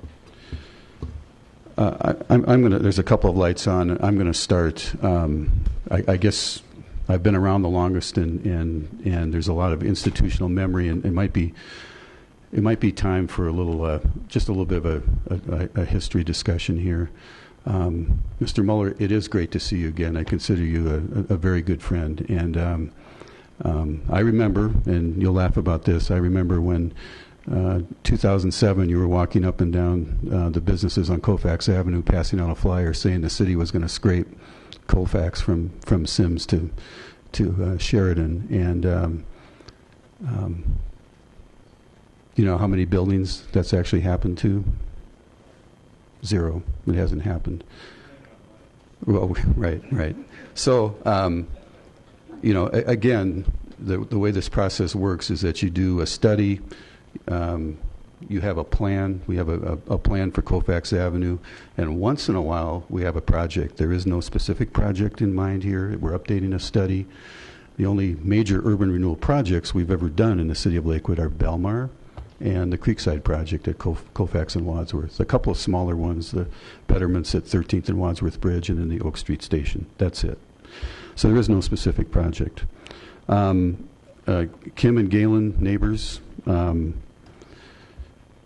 again, I just want to remind everyone of the sequence of events a number of years ago. Your property at 14th and Wadsworth was acquired by RTD, and you were compensated for that. At that time, this city council, many members of whom are sitting up here right now, thought that it was the right thing to do to come up with something called a supplemental relocation policy. And that policy, which the city council adopted in 2009, I believe, 8 or 9, was the purpose of it was to encourage businesses who were relocated by light rail to stay in Lakewood. I began a dialogue with Kim and Galen, who had by that time moved into my neighborhood. And they looked for some property, and they found the property that they're in now, an old rental car agency on Colfax Avenue. We started a conversation. We had a conversation in my office, and we talked about the fact that that property they chose was in a redevelopment area. And we talked very openly about the fact that, that this could come about again, that because they're in a redevelopment area, acquisition could be possible. We had a conversation. They agreed, and we drew up a contract. And that contract was with the entity at that time, Black Market Art Pro Tint, collectively known as the company. A stipulation in that contract goes as follows. The company, again, that's Kim and Galen. By this paragraph, the company further acknowledges that the new location has the potential to be part of a larger redevelopment of the new location and surrounding property, and that the city may desire to encourage that redevelopment in the near future. The company, Kim and Galen, therefore agrees that it will accept an offer to purchase the property in an arm's length transaction from a qualified buyer willing to pay fair market value as long as the company is first permitted to obtain an appraisal from a duly licensed MAI, that's an appraiser, concerning the fair market value of the property at the time. You all signed it. We signed it. After that signing, I delivered you a check for $100,000 of Lakewood taxpayer money. I hand-delivered it to you in your living room, right? So that's the facts of the situation. So again, there's no project. There's no imminent acquisition. This is an update of a blight study. I know that you have now, after the 3 years have gone by, you formed a new entity. It's no longer the company, Black Market Art and Pro Tint. You now call yourselves, I believe, Colorado Land LLC, something of that nature. So you now have a new entity, and as a result of that, are trying to approach this from a little different angle. So, again, that's a fact. That's history. All right, Councilor Quinn. Just asking the obvious, I guess, of staff on this. That in fact, this area was previously blighted in 2005, wasn't it? Is that correct? So all this is an update on that determination. Yes, it is. Okay, thank you. Shakti?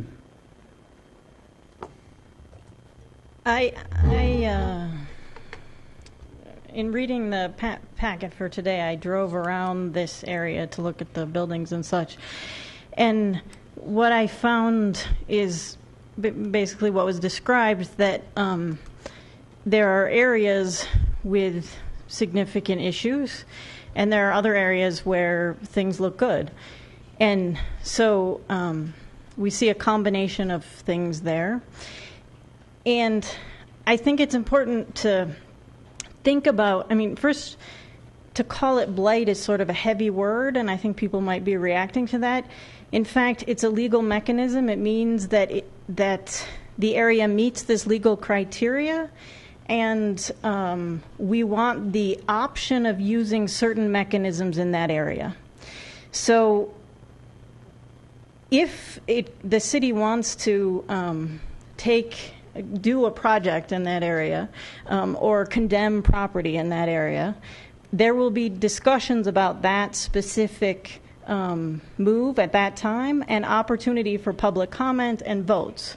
So we're not choosing to do any of those things. We're just choosing that this is an area where those legal options make sense. Okay. Councilors Kellen, Paul, and Harrison are the orders that I thought I saw the lights go on. Karen? All right. Thank you. I just want to kind of point out or ask questions, clarify, making sure that I understand that the purpose of this designation is not to say that every property in this area is falling apart, in bad shape, blighted, but that there are at least some number of blighted conditions in this area, so as to enable us to facilitate reinvestment into the areas. That's correct? I kind of hearken back to what Kim and Galen said about being a nice-looking property in a sea of blight. And the idea is to go in there and to help this neighborhood to actually have more nice properties on top of the nice ones that are there and renovate the ones that are our problem. I think it's hard. I can imagine the difficulty in living in an area, and my area has been determined to be blighted, yet my house is, my property, my business, whatever, is really nice. I think it's important to understand it's not intended as a judgment upon the other property owners. It's actually intended as a way to help this neighborhood to have a better look overall, which in the long run would benefit the businesses that are there. So I turned my question into a long speech. I'm sorry about that, but I think it's a tough subject. Shakti said it. The word blight is hard to deal with. But clearly there are some remaining issues in this area, and this has been there for a long time. And there are some potential opportunities, I'm sure, out there, and there will need to be some public investments. We need sidewalks in this area. We need to be able to help with the drainage. We need to be able to do our part as a city to facilitate the lifting up of this neighborhood. And that's what this does for us. It doesn't mean we're taking anybody's property. In the 7 years I've been on council, we're not big on taking property. We're not. So I'm not. I think. Right, and we shouldn't be. I mean, that's not what we're here for. We're here to help you guys to be able to run your businesses and have your whole area be a nicer area, so it facilitates your businesses. So, thank you.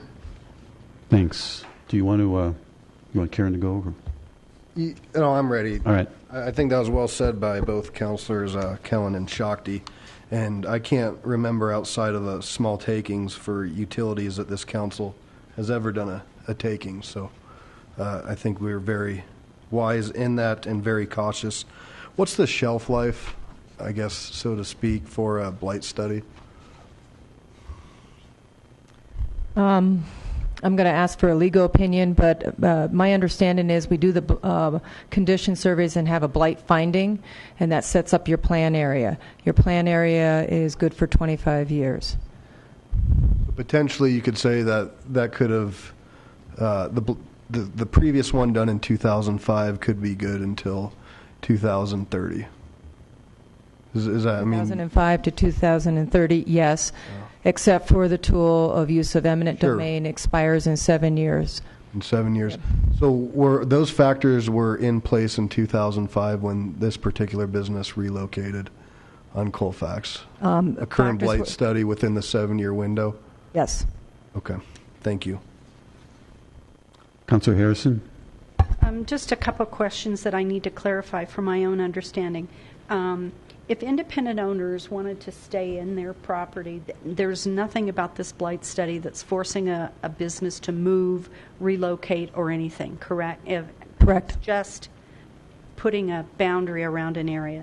And it's a boundary that's already existed. We're in a unique situation where we're just reaffirming the findings of the original plan area. The other question I would ask is, we're not expanding that 2005 area at all, because on the map that was shown previously, it showed an actual boundary, and then there was some adjacent properties that had kind of a yellow mark around them as well, correct? Correct. We're only doing a subset of the original area, which extended from Sheridan all the way down to Sims. But we did not go outside the original boundary definitions.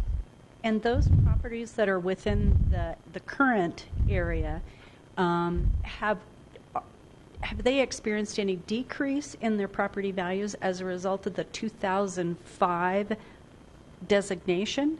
I mean, has it affected their property values whatsoever? We haven't done any work on that, so it's hard. I would say there's been some improvements already in the area. If it's been in place since 2005,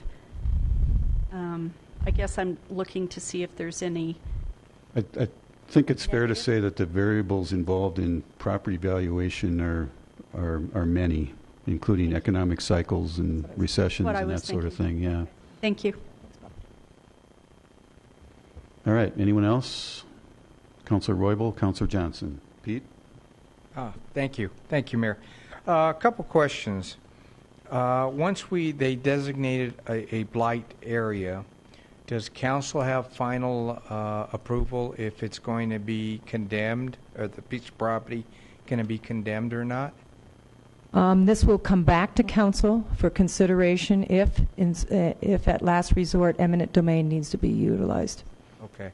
Yeah. And then the second question. When you have this entire area that's blighted,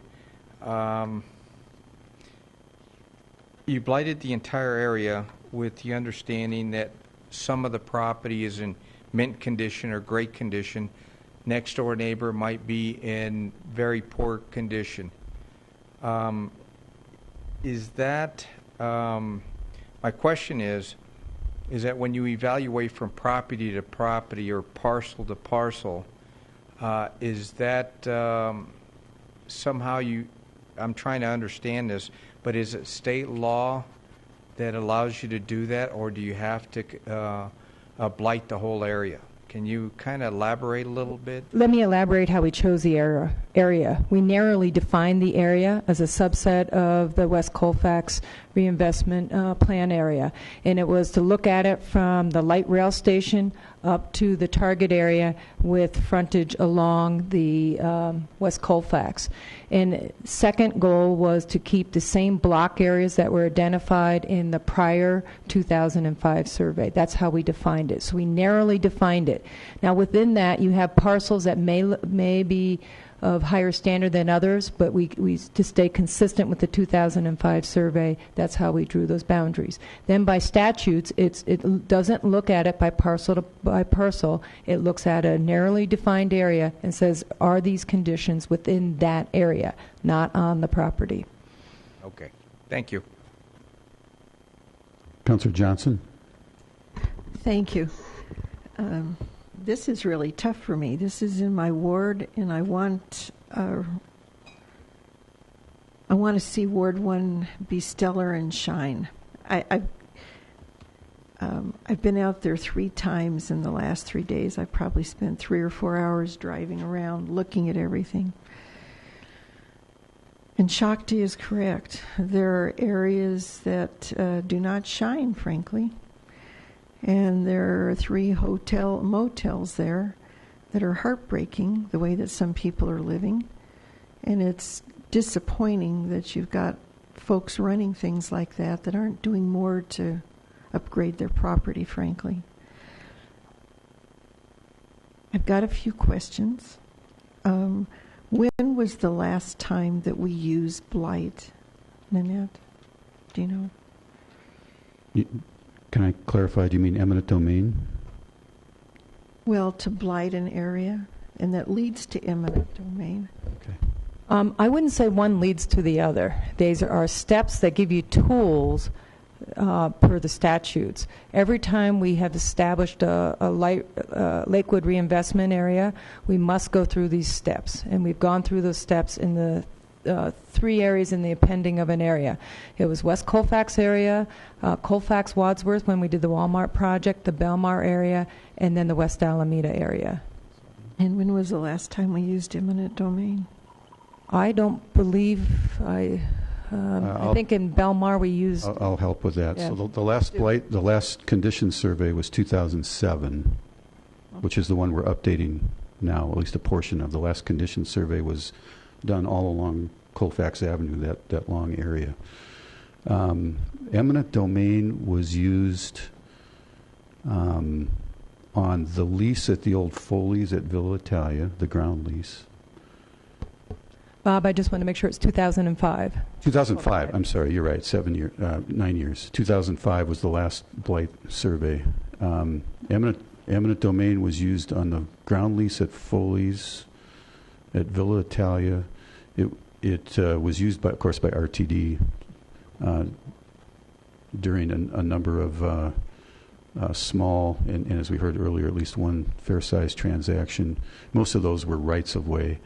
But as far as the city of Lakewood, the other project was Creekside, where Walmart is now, and there were a handful of circumstances in there. There were 29 property owners in 32 acres, and there were a small handful of situations where it was used, and that was back 10 years ago or more than 10 years ago. That's it. When this area, it's been about 20 years ago, was first designated as a blight area, is that correct? No, 2005. 2005. Okay, so about 15, 14. 9 years ago. 9 years ago, okay. I need to go back to math class. That's right. When that happened, were the individual property owners notified of this situation? And I guess the reason I'm asking this, if we don't know the title, do we understand who owns it, for one thing? And do we give them an opportunity to mitigate the issues on their property? If some of them, to me, it seems like if there was illegal dumping, isn't that a code violation? And in 9 years, what have we done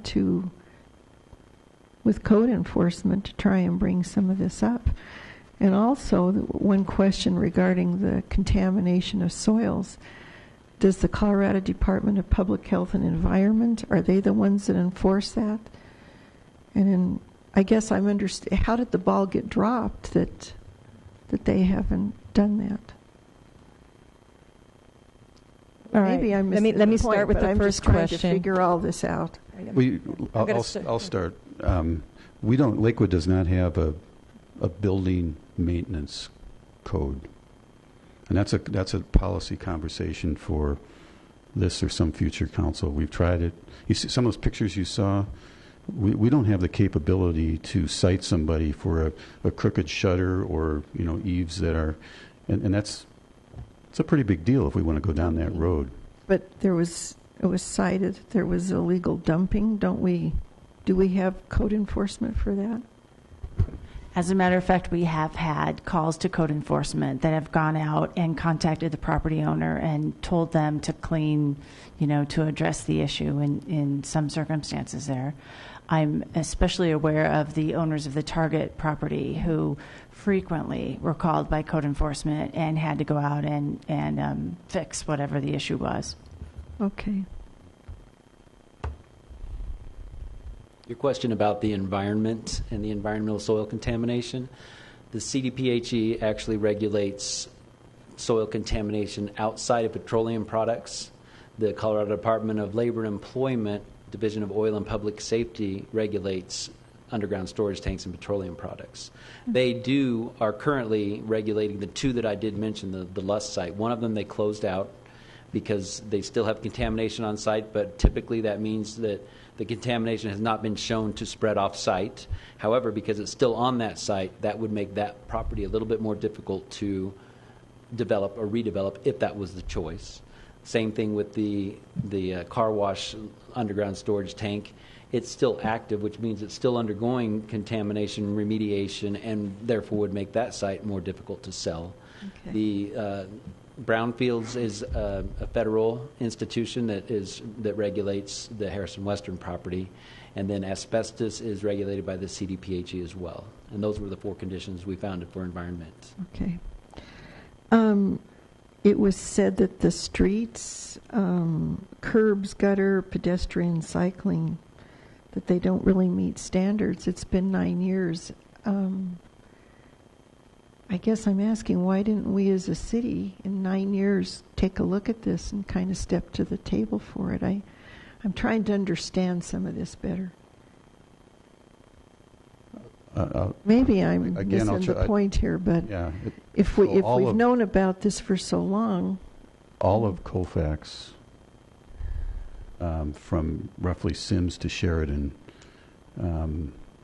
was part of that 2005 blight study. So what you're essentially asking is, why didn't the city do sidewalks on Colfax from Sheridan to Sims? And we've talked about the expensive sidewalks and some of the difficulties and some of the requirements, frankly, that we have for public improvement agreements for private property owners to do it, so the taxpayers don't have to do it. So it's a long, complicated answer, and it involves an area much broader than this one. Okay. Did the RTD, did they do any floodplain mitigation when they put that station there? Do we know? This is in a floodplain, is that right? They did in certain areas. They did, and I think further down near Harlan, This- there were certain areas where that was done as part of the project. I'm not. This is not in a. Well, Well- we've been talking about some or stormwater mitigation. I'm just wondering if that light rails. The Oak Street station is not in a floodplain, to my knowledge. Yeah. But we've been bringing up stormwater mitigation. I'm getting confused myself. Did they do anything regarding stormwater there? Do you know? You're asking if RTD did with the Right. improvements at Oak Street Station? Right. Do we know? You know, we can get that information for you. Whenever there's a development, they're required to do the stormwater work. So we can say that by an assumption, but we can certainly have that validated or verified. You know, when I've been out there driving around, there are many parcels of land that are vacant, parking lots that are vacant, that kind of thing. Now, somebody owns that, and somebody's been paying taxes on it all of this time. If for some reason, with blight, if there was some talk of condemnation, how does that affect property values and somebody's sale of their property when they've been paying property taxes all this time, thinking that maybe when the market turned around, when Target was built out, that their property would be a better opportunity to sell it?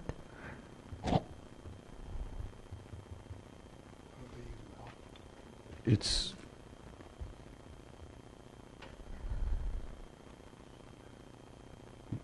I don't think so. I don't know. Maybe. I'm Malcolm Murray. I've been the attorney for the Lakewood Reinvestment Authority since it was created and have represented the city now for 32 years in one capacity or another. In answer to your question, after the West Alameda urban renewal area was designated, there was actually a study of property values after that blight designation, and it found that property values in that area actually went up after that. There have been a number of other communities where there have been blight designations, and they've tracked property values afterwards, and the property values have gone up.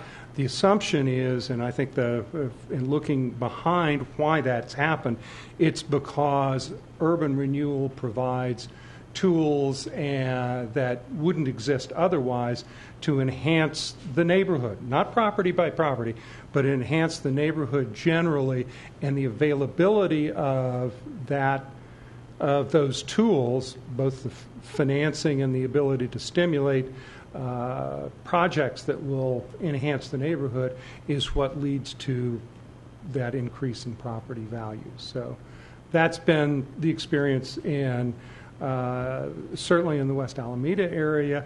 I think it's been the case in the area adjacent to the Colfax and Wadsworth project as well, and it certainly has been the experience in many of the other communities that I represent on urban renewal matters. Please, just to make sure I understand, one of the tools is condemnation. Is that correct? Well, it's property acquisition and assemblage, and yes, in some cases that can lead to and result in condemnation. That's correct, and that's what happened at Colfax and Wadsworth. As Mayor Murphy indicated, there were a couple of properties, and we actually included all of the properties in an overall condemnation because we had to deliver all 26 of those to the developer at the same time. Many of those properties we negotiated voluntary agreements, but because we went through the condemnation process, they were able to take advantage of tax benefits. They didn't have to pay property capital gains tax on the sale of their properties. They could reinvest that, and that was an advantage. And a lot of those properties wanted to be included in the condemnation, even though we had negotiated a specific purchase price with them, and that's the amount that they received. So if a property has the designation of being condemned, the property value goes up? No. You've got to remember that blight is just the very first step in an urban renewal process. You've got to find blight before you can use the various tools, and Right. I think Nanette showed you what those tools were. One of those tools is public financing, tax increment financing.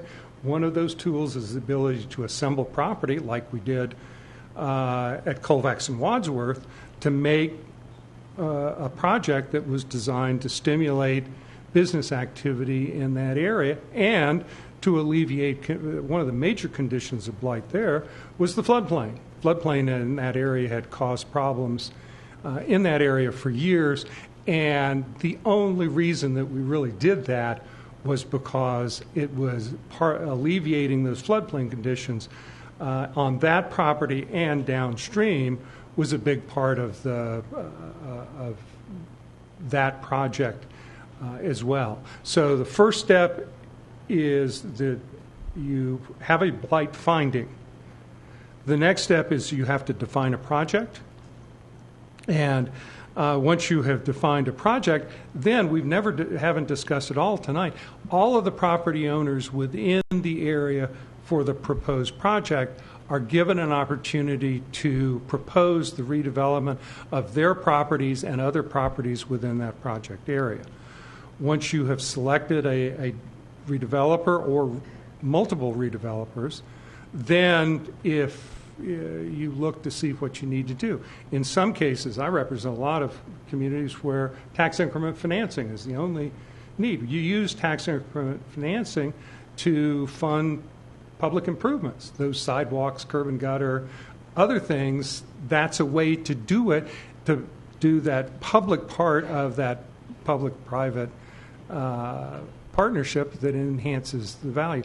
But if you need to acquire property in order to convey it to another private party for redevelopment so that you get the redevelopment that you want and enhance the area, that's at the point where you try to assemble the properties.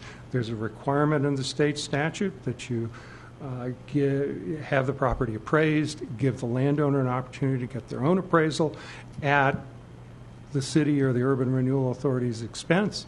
You negotiate, and only at the end, if you can't negotiate that acquisition, the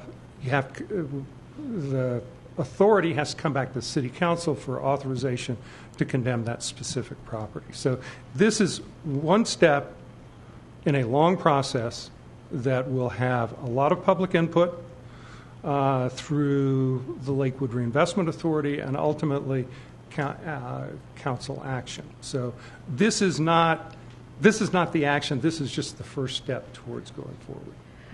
Okay. Also, when I was looking at the pictures, many of them were taken from the Target site. Mm-hmm. That's off the table, though, really. There was one that was also taken at O'Toole's in their parking lot. I went over there today, and it's true, their parking lot has many potholes. If this whole area is decided as blight, what does that mean for some of those businesses like that? It means nothing specifically for any of those businesses.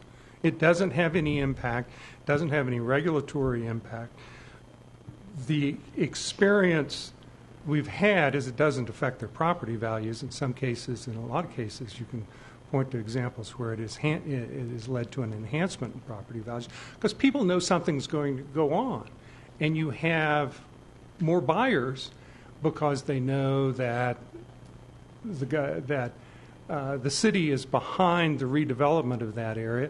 It becomes a hot area in a sense because there are more tools, more resources available than were before. But it doesn't have any impact. This finding of blight does not have any effect on any of these properties. There's a other than it starts or allows further actions to go forward. And as I say, it's a long, complicated process. And at this point, the next step is to define a project. You can't define the project and have it all sort of preconditioned and sort of walk through the steps in just kind of a pro forma basis. And in this case, as Nanette said, there's not a specific project in mind, but you've got to start with the blight finding. Okay, anything else? Let's see, wait a minute.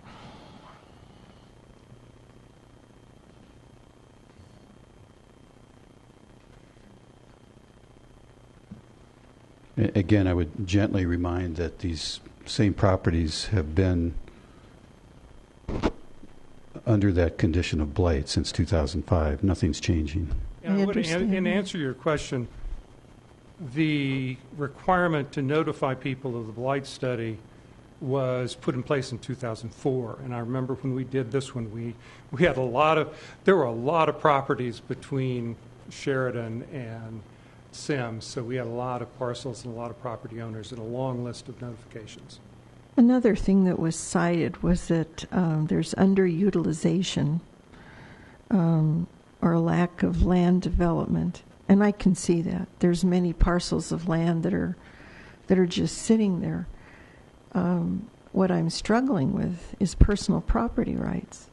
I mean, if you have land and you're paying taxes on it, if you want it to just sit, I'm trying to weigh that out. And isn't that in a way a marketplace issue? Because Target is building out. I think it is going to drive a lot of development in that area in and of itself. That's my take. That's really not a legal Again, Yeah. again, we're not using any eminent domain tools. We're just updating a condition survey tonight. That's it. That's the only action we're being asked to look at. Okay, Councilor Paul. Thank you. Just a few comments. I mean, I actually appreciate staff coming back tonight with this. Sounds like we could just have gone 25 years without even revisiting this, so I appreciate that. And as you can see, since 2005, there hasn't been a lot that's happened, and there's been no takings. So I feel comfortable going forward, saying, things really haven't changed. And to Councilor Johnson's question, why hasn't the city done anything? Well, unfortunately, this isn't our only area, and we have a lot of other areas of needs that need to be taken. And the citizens actually allowed for the city council to create an urban renewal authority to take a look at certain areas to stop this or to be able to change it or to help and influence that. And I think the city's done a nice job over the years by trying to do that and not taking properties. And this council, from the time that I've been on it, has been considerate of the citizens. And, I call Galen and Kim my friends, and this is tough because at the time you were going through a really tough situation, it was outside the purview of the city of Lakewood because I was totally RTD. But we felt for you and we valued your business to say, hey, we're going to create this fund. And I think maybe only 2 or 3 businesses took advantage, and you guys were the bulk of it. So it's hard for me, too, then to look at the contract that was signed to say, hey, we're going into this area knowing what could be, knowing that this blight study did exist, that this future area could turn around, that redevelopment could happen. So I would just say that, as we extended our hands then, I say that we continue to do that and try to work together moving forward to make it amenable. Nobody wants to push anybody out, but I think it's important that we see what happens and we try to continue to work together. That was our pledge a few years ago, and I know that we'd like to continue to try to do that and try to make it the best that we can. And there's some noise going on that what we're doing tonight doesn't mean what we're doing tonight. Well, that same noise probably was here in 2005 saying that you're going to scrape it all, and nothing's been scraped. So it's okay. It's tough. Property rights are critically important. We value that. We respect that. And we'll be there to work. But we also have an obligation as leaders in this community to look to the future to try to redevelop, reinvent, to make Lakewood a viable place that people want to be. I mean, if you quit doing that, if you give up, and that's what blight does. That's why you get in there to try to stop it. That's why that tool exists, and it's been used wisely. And I feel comfortable with what we do tonight, affirming this like it was done in 2005, moving forward. Councilor Kellen and then Quinn. Just a quick comment on the property by property issue. One of the purposes of this kind of a tool is to allow assistance in dealing with public improvements like sidewalks and drainage. And that's exactly the kind of issue that you really can't do property by property. If you're fixing drainage, you need to fix drainage in an area.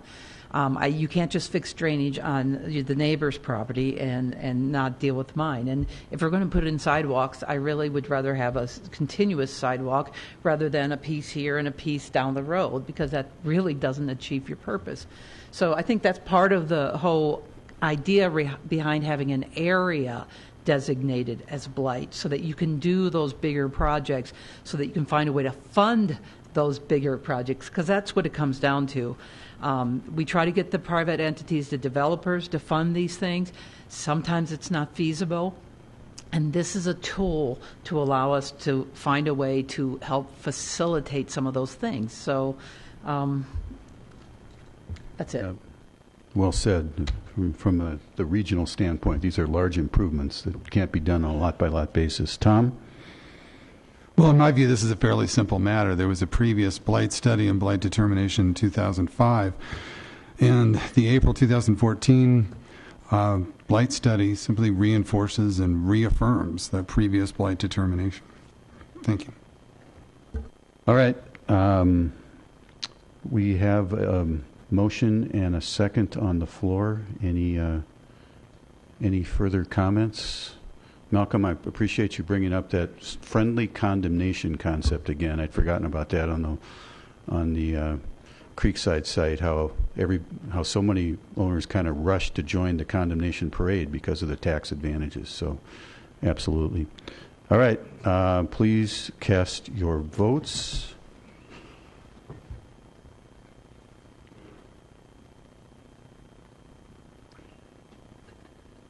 And the motion passes 7-2. The nays are Roybal and Johnson. Will clerk please read item 11 into the record? Item 11, Ordinance O 2014-17, authorizing and ratifying the City of Lakewood to enter into 2 community solar interest purchase and energy agreements between affiliates of Clean Energy Collective LLC, CEC Solar Number 1023 LLC, and CEC Solar Number 1026 LLC, respectively, and the city as customer, assigning the city's right, title, and interest in the community solar interest purchase and energy agreements to Municipal Capital Markets Group, Inc., entering into an annually renewable lease purchase agreement between Municipal Capital Markets Group, Inc. as leaseor and city as lessee for the purpose of financing the acquisition of electric generating capacity and actual electric production of solar panels located in 2 community solar arrays in Jefferson County, Colorado, resulting in energy credits from Xcel Energy for power generated by the solar panels in connection with providing electricity to public buildings used by the city to conduct its governmental business, authorizing the execution of documents related thereto, authorizing a supplemental budget appropriation of $957,162, further declaring an emergency. For those of you still watching, this is really cool and a great deal for the taxpayers in Lakewood. Travis Parker, Director of Planning. Good evening, Mayor, Council. Happy to be able to end tonight on a very positive note. I'm here to talk about the potential to purchase some solar power for the city of Lakewood, and I want to start with some background. Last year, the city used nearly 19 gigawatts of power to power our buildings, our lights, our pumps, our street lights. That's not all the residents, that's just the government of Lakewood. And for that power, we paid about $3.1 million. In 2013, last year, we sat down with a company called Clean Energy Collective. This is a company that develops community solar arrays throughout the state of Colorado. These arrays are a partnership with Xcel Energy, who allows private entities like Clean Energy Collective to develop solar arrays and then sell the panels on those arrays to individuals, to businesses, to governments. That power goes back to Xcel, and then Xcel credits the owners of those panels off their electric bill for the power produced by those panels. Clean Energy Collective has actually seven functioning arrays in Colorado of the 9 that have been approved by Xcel so far. And they just completed earlier this month 2 arrays in Jefferson County. The proposal that CEC offered to the city of Lakewood was that we could purchase up to 40% of the panels that they were producing in Jefferson County. That's the maximum allowed under the program with Xcel. The upfront cost of the city purchasing these panels is $933,000, and what that price gives us is 20 years worth of power production in those panels at the rate of about 434,000 kilowatts a year. And as I mentioned in the Xcel program, we then get the credit for that power off our electric bill, in addition to 2 to 9 cents of renewable energy credits for each kilowatt produced by those panels. The proposal from CEC gave us an estimate of how long it would take to earn back our $933,000. And based on the credits that we get, I should say not all power is the same price. For power usages in the city that are consistent, that are lower demand, that power is cheaper per kilowatt than high peak, high demand, big surge and then down, and then big surge and then down power. So things like ball field lights and water pumps cost more per kilowatt than the lights in this building, for example. And the Xcel program allows us to credit the power that we generate in these solar panels to our most expensive power in the city. So things like the water pumps at Ray Ross Park and ball field lights and some of the facilities at our golf courses, that the power for those facilities costs more than the power in the rest of the city, and we get credit towards that expensive power and not the average price that we pay. So based on that, being able to apply those credits towards our most expensive power, the projection from CEC is that we'll be able to pay off that $933,000 in 9 to 10 years. And keeping in mind that we're getting 20 years of power, that's 10 to 11 years of free power. Wanting to make sure that we did our due diligence and brought forward the best possible deal, we compared this proposal with some other possibilities.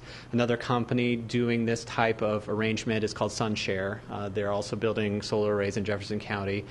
And unlike the CEC model where you buy your panels up front and then get the power for 20 years, SunShare, you don't pay any upfront costs. You just pay for the power as you go throughout the 20 years, and I'll talk about the pros and cons of that. And then the third possibility we looked at is the city building and managing its own solar array and the possibilities of that. To compare these options, we hired Lotus Engineering, a solar and renewable energy company that professionally looks at these types of proposals and examines them for feasibility.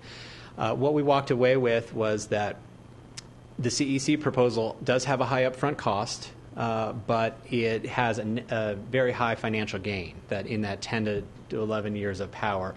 Even if we're off by a lot and it takes 12 or 13 years to pay it back, we're still getting years and years of free power.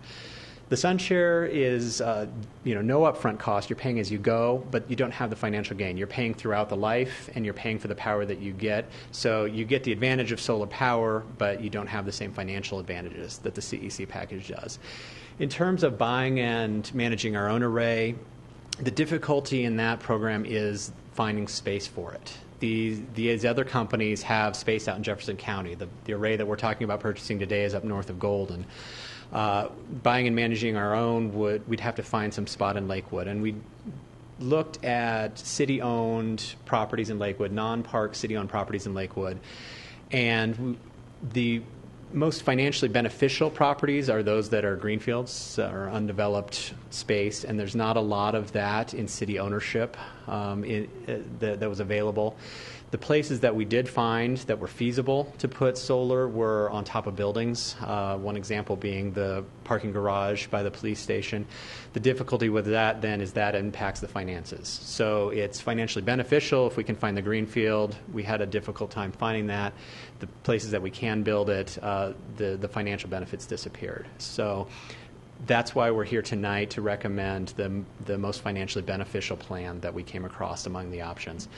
When you buy something that's expensive, you want to see it. So Jonathan Wachtel and I last week went to the grand opening. We actually touched the panels. They exist, and they're up and running. And it wasn't just us there. We were there with dozens of Jefferson County residents who have bought panels for their own personal residences. Our Lakewood House Representative Max Tyler was there. He bought a few panels for his own personal use in his own house. And so we're really excited about this opportunity, not just for the city, but for residents of the city as well, to get involved with this.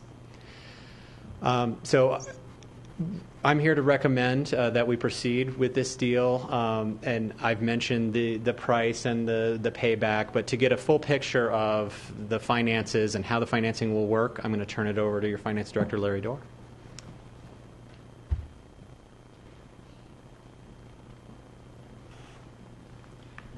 Thank you, Mr. Parker. Once again, Larry Dorr, City of Lakewood Finance Director. Good evening, Mayor and members of City Council. I want to give you just an overview of what this ordinance and the financial elements, the financial proposal do and how they're related to the project. I'll do that at a high level and then get into some nuts and bolts in the actual documents themselves and just kind of close with the discussion of the risks involved in the project as well. That's a part of my job, is to mitigate those risks and understand them as we go along. You know, history has a way of repeating itself. We've done this before. As a city, we've made an upfront investment in technology that saves energy, that provides then a cost savings, a reduction in consumption of energy, that pays for itself via lease purchase financing or borrowing at the end of the day. Last decade, the city borrowed $1 million and purchased 5,000 LED light bulbs that were placed in the city's signal lights. That's the red, yellows, and greens at the intersections. Those light bulbs cost a lot of money up front and took some time to install, but they reduced the city's energy consumption, reduced its bill. And the savings from the energy bill was then used to repay the cost of the borrowing for the LED light bulbs. And similar to this, the return on investment was 5 to 6 years. It was shorter, actually, because the incandescent bulbs consume a lot of electricity compared to the LEDs. The loan was paid back. Everything worked as planned, and it was really a terrific cost benefit to the city. There were some risks in that project, too, just like there are risks of this one, and I'll get to that in a moment. The city has reserves and cash on hand, obviously, to pay for this upfront investment. And so your first question might be, why would we have a capital project that has a return on investment? Why wouldn't we just pay for it up front and enjoy the savings? That is a valid question, and any time the cost of borrowing is unreasonable or greater than the city might otherwise earn on its own cash or its own investments, it would make sense to do that. And in this case, you see the interest rate is such that it makes better sense to finance this and make this project stand on its own legs and pay for itself over this period of time. And with that, let me give you the more exact numbers. So as Mr. Parker described it, we will be applying the credits to the most expensive meters, power meters, and also and while that's somewhat variable, also the amount of power that these produce is a little bit variable based on the sunlight conditions and cloudy days and all of that over the next 20 years. There's not a whole lot of variability there, but there's some. And at the end of the day, we think that these panels will generate a savings today from August 1st, the time of closing, in the next 12 months, of about $110,000 in electricity savings. And that could be plus or minus 5 or 10%. Okay? So what we would do is reduce the electricity budget in the Community Resources Department by that amount, and then we would have a cost of $121,599.53 roughly $122,000 a year to pay back the cost of the investment into the solar project. Now, I know what you're saying. Mr. Dorr, it sounds like we're saving 110 and spending 122, and that's correct. But we're saving the 110 in today's cost. Keep in mind, electricity has gone up in price, right, and will go up in the next 20 years. And 20 years is the key. After 10 years, the 122,000 is paid back. That financing is done, and there are no more payments. And so we will continue the reduction in the community resources budget for the foreseeable future. Mr. Parker describes a 20-year project here with Colorado Clean Energy Collective. However, these panels could last longer than that. They're anticipated to last at least that long. But if they go on for 20, 25 years or more, we will continue to enjoy that savings. So to be clear, reduction in cost perpetually of at least $110,000. And of course, our consultant estimated that the cost of that energy will continue to go up 3 to 5% a year as it has been. So reduction of 110 for 10 years, for perpetuity, and an increase in cost of $122,000. So this is a very favorable investment, and I recommend moving forward. But before we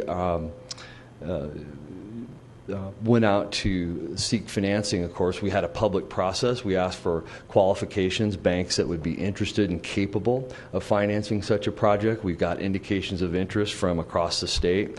We got a couple of bids. We got 2 bids for the financing. We picked the lowest one. We had our external financial advisors, Piper Jaffray and Company, evaluate the bid. They expressed an opinion on its competitiveness in the market as being favorable. That's an arm's-length objective review that we always do whenever we're borrowing money.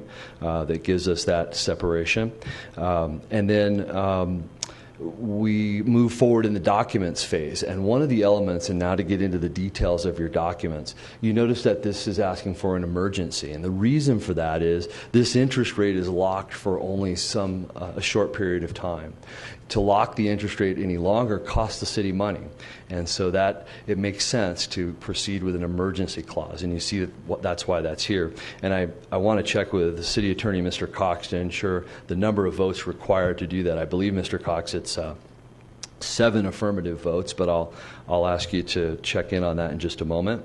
And so given the short time frame, and given the short time frame, some of the numbers in the documents are a little bit different than what you might see in the RFCA and what were shown in the presentation. But in all cases, the interest rate will be lower than what you would see, so will the payment and the amount borrowed as well. I'm happy to go into more detail on that. But let me just cover some of the risks that I see that were described with the investors and others. First, I mentioned the sunshine. We need to have that in order to generate power via the solar panels. I think that's a very high probability and a low risk. I think that makes sense. If electricity prices go down 50 to 75%, why this won't make sense. This won't be a good investment. I don't think that's going to happen. That's a very low probability. That's a very low risk. If the city of Lakewood doesn't need electricity anymore, and I mean the government, then this would not be a good proposal. That would be a pretty bad risk, that would be a big risk if we were changing our business model or not going to consume electricity. And then last but not least, frankly, a risk in this is that Xcel Energy would go bankrupt. I don't think that's going to happen. I think that's a very low probability because they're very carefully regulated by the Public Utilities Commission. So in all measures, I think this is a very reasonable and low-risk proposition, and it makes sense. It's a good deal for the Lakewood community. In addition to the environmental benefits that were described, there are some very, very significant financial benefits as well.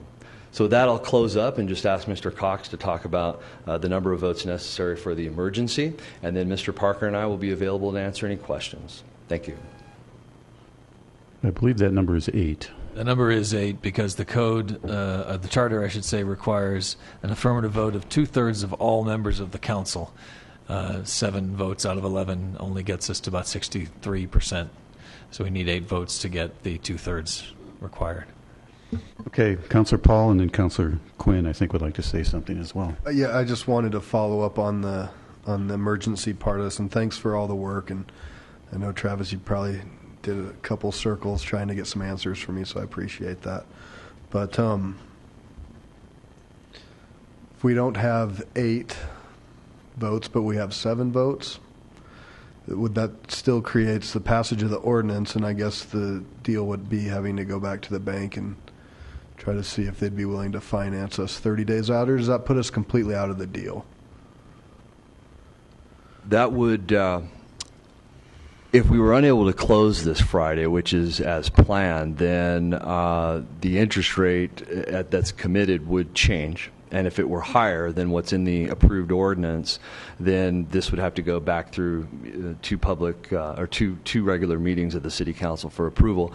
And even then, it would require an emergency or an interest rate that would probably be locked at a higher level, because the longer of the interest rate lock, the more money it costs. So then a secondary measure could be to authorize you to negotiate at a certain level, not to exceed. That way it could progress the Yes, I think if the ordinance were amended to allow for a closing to occur within 60 days at an interest rate not to exceed some certain level, then we could proceed as such, yes. But timing being of the essence, that's what's necessary to kind of get the deal closed. And the faster, the more money is saved in the process. Tom, and then Shakti, and then Ramey. Thank you. Just a question, I guess, for Travis, and that is there anything about this contract, anything about this deal that would in any way preclude us from participating in other solar energy programs in the future with Xcel Energy? You know, that's a great question. One of the concerns that I'd heard is, we've compared it against these other 2 possibilities. What if there's more that come up? And there will be more that come up. The nice thing about this is that it absolutely does not. The power that we're buying represents about 2.3% of the power that we use in the city. So we've got a lot of capacity left that we could fill with more solar. So if another better deal comes along, it doesn't preclude us from taking advantage of both. In fact, it makes a lot of sense to take this, get a lot of free power, and then another deal comes along, we take that too, get more free power. So absolutely doesn't preclude it. We've got a lot of capacity left, and we probably should. If more deals like this come along, we probably should take them. Okay. Thank you. And actually, you answered my second question. So this would be about 2.3% of our power usage. Okay. Just a comment. I want to point out that this is actually something we've been discussing in the city for quite a while with the Employees Committee for Sustainable Lakewood, and in other groups. That discussion's been going on for years, actually. And I wanted to say how proud I am of our staff that figured out a way to do this. The planning department working with finance, and you guys did a great job on this.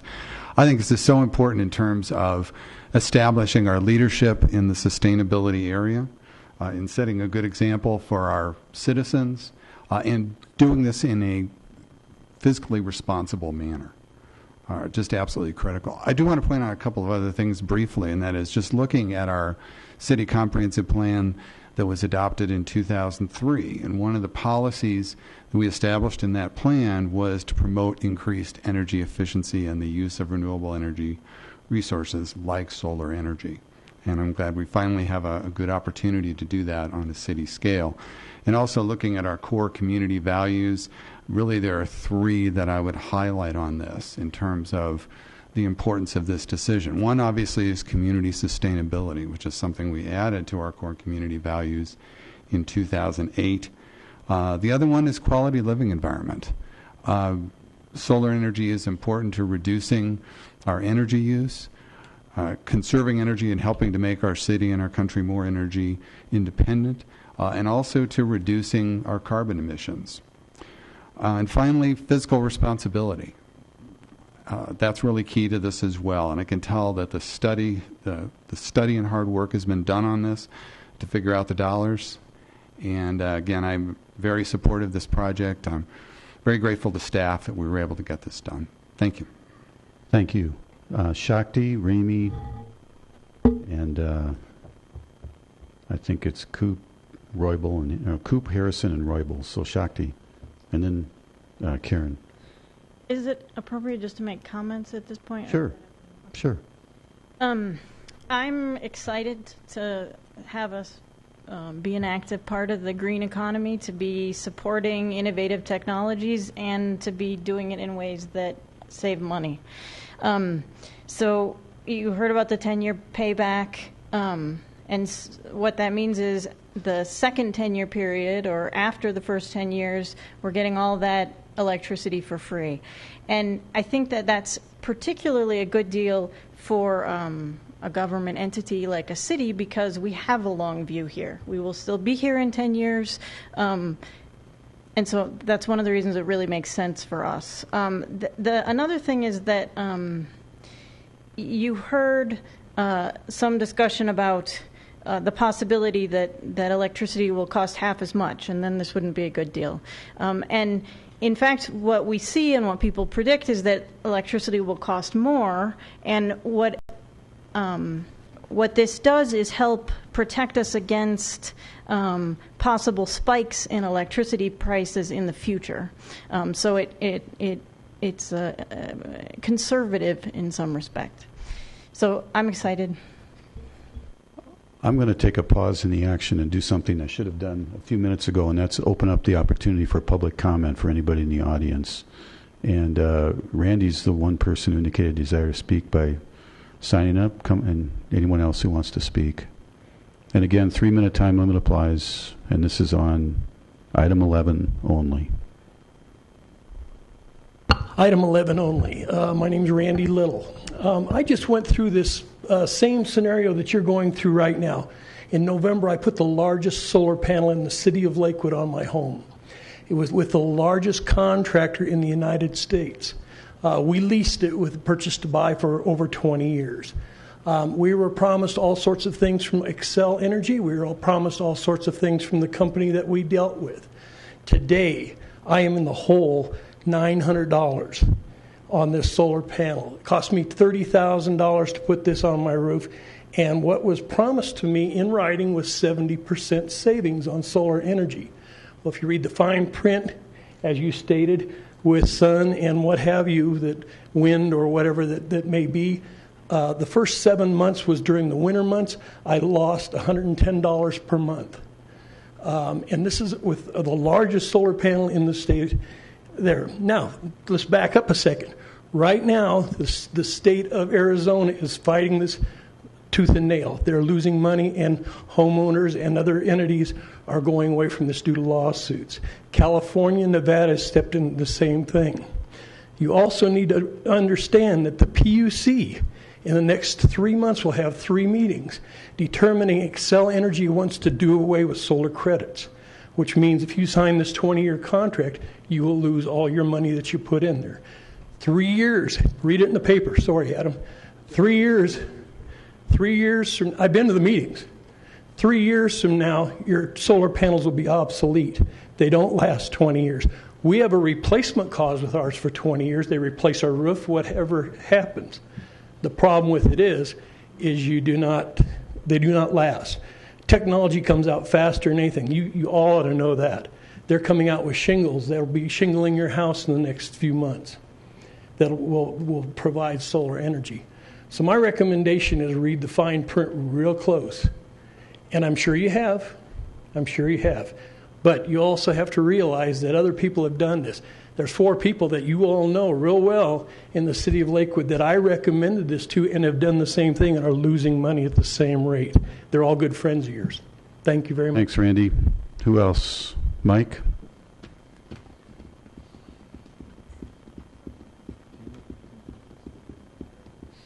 I took a course on solar energy and what the downfalls of it were and what the good parts of it were.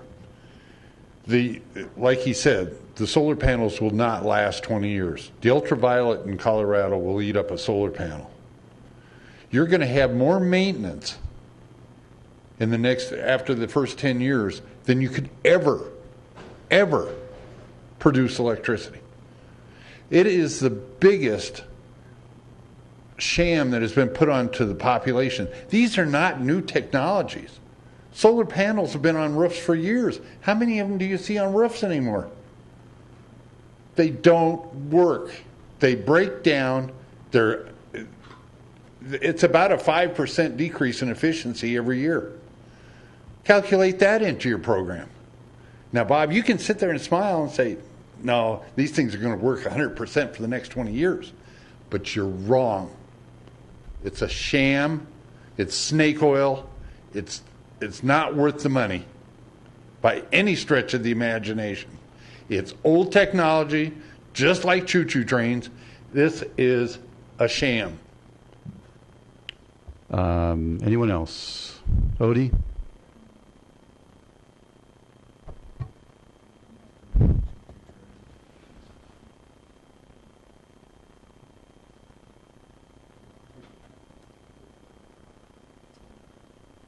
On the subject of solar power, I know this. My neighbor was installing it with Matson Electric for years, 4 or 5 years. And I asked him, I said, you're not doing solar power. I don't see your banners on your truck. He said, well, we did a study. They de-wafer. The panels are bad. The companies wouldn't back it up. It kind of got to be where I was in court more than I was in my truck working. So I think when you look at, I think solar power is good, but when you look at what we have now in these panels, I think they have to go a little bit further. There's an inventor back east that has come up with an octagon tile in ceramic that you can actually make highways out of. And then everybody prospers. While the highways lay out there, these tiles connect and they generate electricity. But this has been around since the 30s. And I think it's kind of like your VHS 8-track tape. It's not efficient. And for us to spend money on it, go over to the Federal Center and talk to them and all the money they put in over there. I talked to Gemini, who makes telescopes in Lakewood. He's now converting and making wind turbines. I said, let's see it work. He says, it's on the roof. Right now I have a 16-mile-an-hour wind. I have my toaster and my hair dryer going. And whatever else you want to plug in there is putting out about 40 volts. I asked him, I says, why doesn't everybody have one of these on their roof? This would really help. He said, the PUC deregulates them. So we sell them to Honduras, to motels. They got them all over. I know they might be an eyesore, but they work. Stick with things that work. These have a long way to go. I think the road tiles are the right answer, and I think with that, it's going to be good. But until they come up with the technology, you get money better spent somewhere else. That's my opinion. And I heard it from people that install it. They don't do it anymore. It's a sham and a ruse right now. But I think if they stay on it, they can perfect it. All right, thanks, Odie. That closes public comment. Ramey, you're up. All right. Where was I? Coop, Harrison, Kellen. I'm definitely going to vote for this. I appreciate the time the staff has put into researching this and making what I think is the right decisions for citizens and saving them money in the long run. And I appreciate that. Thank you. Karen? I just have a couple questions. I really like this idea as well because we've got to vote for what we can handle right now. But I do have a question about, is this purchase involved in any of the tax credits for solar energy that are coming from Congress at this point, or the PUC? Because I think those are personal tax credits is what I understood, correct? Yeah. Nothing that Congress is working on right now. Okay. And then one other question is, because it's a consortium that we're going into here, who is responsible for the repair and the maintenance and hail damage and et cetera in this collective? There is an operation and maintenance contract, so there is an LLC that's responsible to maintain and keep these things operating. Part of our purchase money goes towards funding that, and then there are also a portion of the renewable energy credits that are generated by this project go to keeping that fund full. So just to follow up, if one of the panels isn't working, it's their job to go in and replace it. Right. And is that cost come for the replacement come back to Lakewood? No, again, That is in that maintenance cost. included in the cost that we're paying now. Okay, so the assumption would be at all times there would be approximately the same production of solar energy regardless of how many years down the road and how old the equipment is, theoretically. For 20 years, that Okay. contract's good. Okay, thank you. Kellen and Shakti. Okay, where to start? I think one thing to think about is, while these panels may look like the same panels that were on your house in the 70s, our very own National Renewable Energy Lab has been doing a lot of research over the last few years, and there's data, if you go on their site, about the improvements that they've been making on these, on the efficiency of these, on the durability of these. I can tell you from my experience, our panels have been on our house for over 10 years, and they're still operating quite efficiently. We've definitely got our money back. Our utility bill, with a couple other changes, is now a third of what it was when we put them on our house. So we went to from about $300 a month in all of our energy bills to $100 a month. Granted, we did a couple other things too. But I think the key here is, and the question on the PUC, and this is an issue I had raised, the PUC is considering changing some of the buyback programs, but my understanding is that they were looking at the residential programs, not the larger programs. So I'm going to advocate in the future that we push back on PUC on that aspect as well. So I think when you're looking at this kind of investment, we're dealing with energy now. We're going to be dealing with energy in the future. This is a proven technology. Check the data. The numbers aren't always exactly where you think they might be, but in the long run, this is a benefit to us. It's a benefit to our community, and it's basically we're doing a little prepayment on our energy requirements for the future. So it's consistent with our values, and I would encourage everyone to vote yes, because I think anyone voting no on this at this point just means you're voting to have us pay more to do this in the long run. Shakti. Just a little interesting fact. The last time I checked, the first photovoltaic panel ever made was still producing electricity, less. It decreases every year. But it lasted very well. Ramey? Larry and Travis, I strongly support this. I appreciate that the city's at least looking at ways to save money, and I think it's awesome. Thank you. All right. With that, we have a motion and a second on the floor, and I will also congratulate staff. I think what you've done is remarkable. You've gone out, you've seized an opportunity, right, that a number of other cities are, frankly, very envious about right now. And we got as much, we gathered as much energy as we could legally on this deal, and we're going to keep looking for more such opportunities. So thank you very, very much for your due diligence on this matter, saving the taxpayers' money and meeting our sustainability goals at the same time. Please cast your votes. And the motion passes unanimously. Thank you again. And as we said, that is an emergency ordinance, so it goes into effect once we sign it tomorrow. I'll be here, will you, Tim? Good. General business, anything, Margie? Executive report, Ms. Hodson? I don't have any reports from my end. Adam, anything from the Mayor Pro Tem? No reports tonight. No. Shakti, any reports? Pete? No? Ramey? Tom? No report. Okay. Scott? Karen? Wow. I think that's the first no-hitter we've ever pitched up here. All right. Anything? Tim? Kathy? All right. Thank you very much. We are adjourned at 9:43.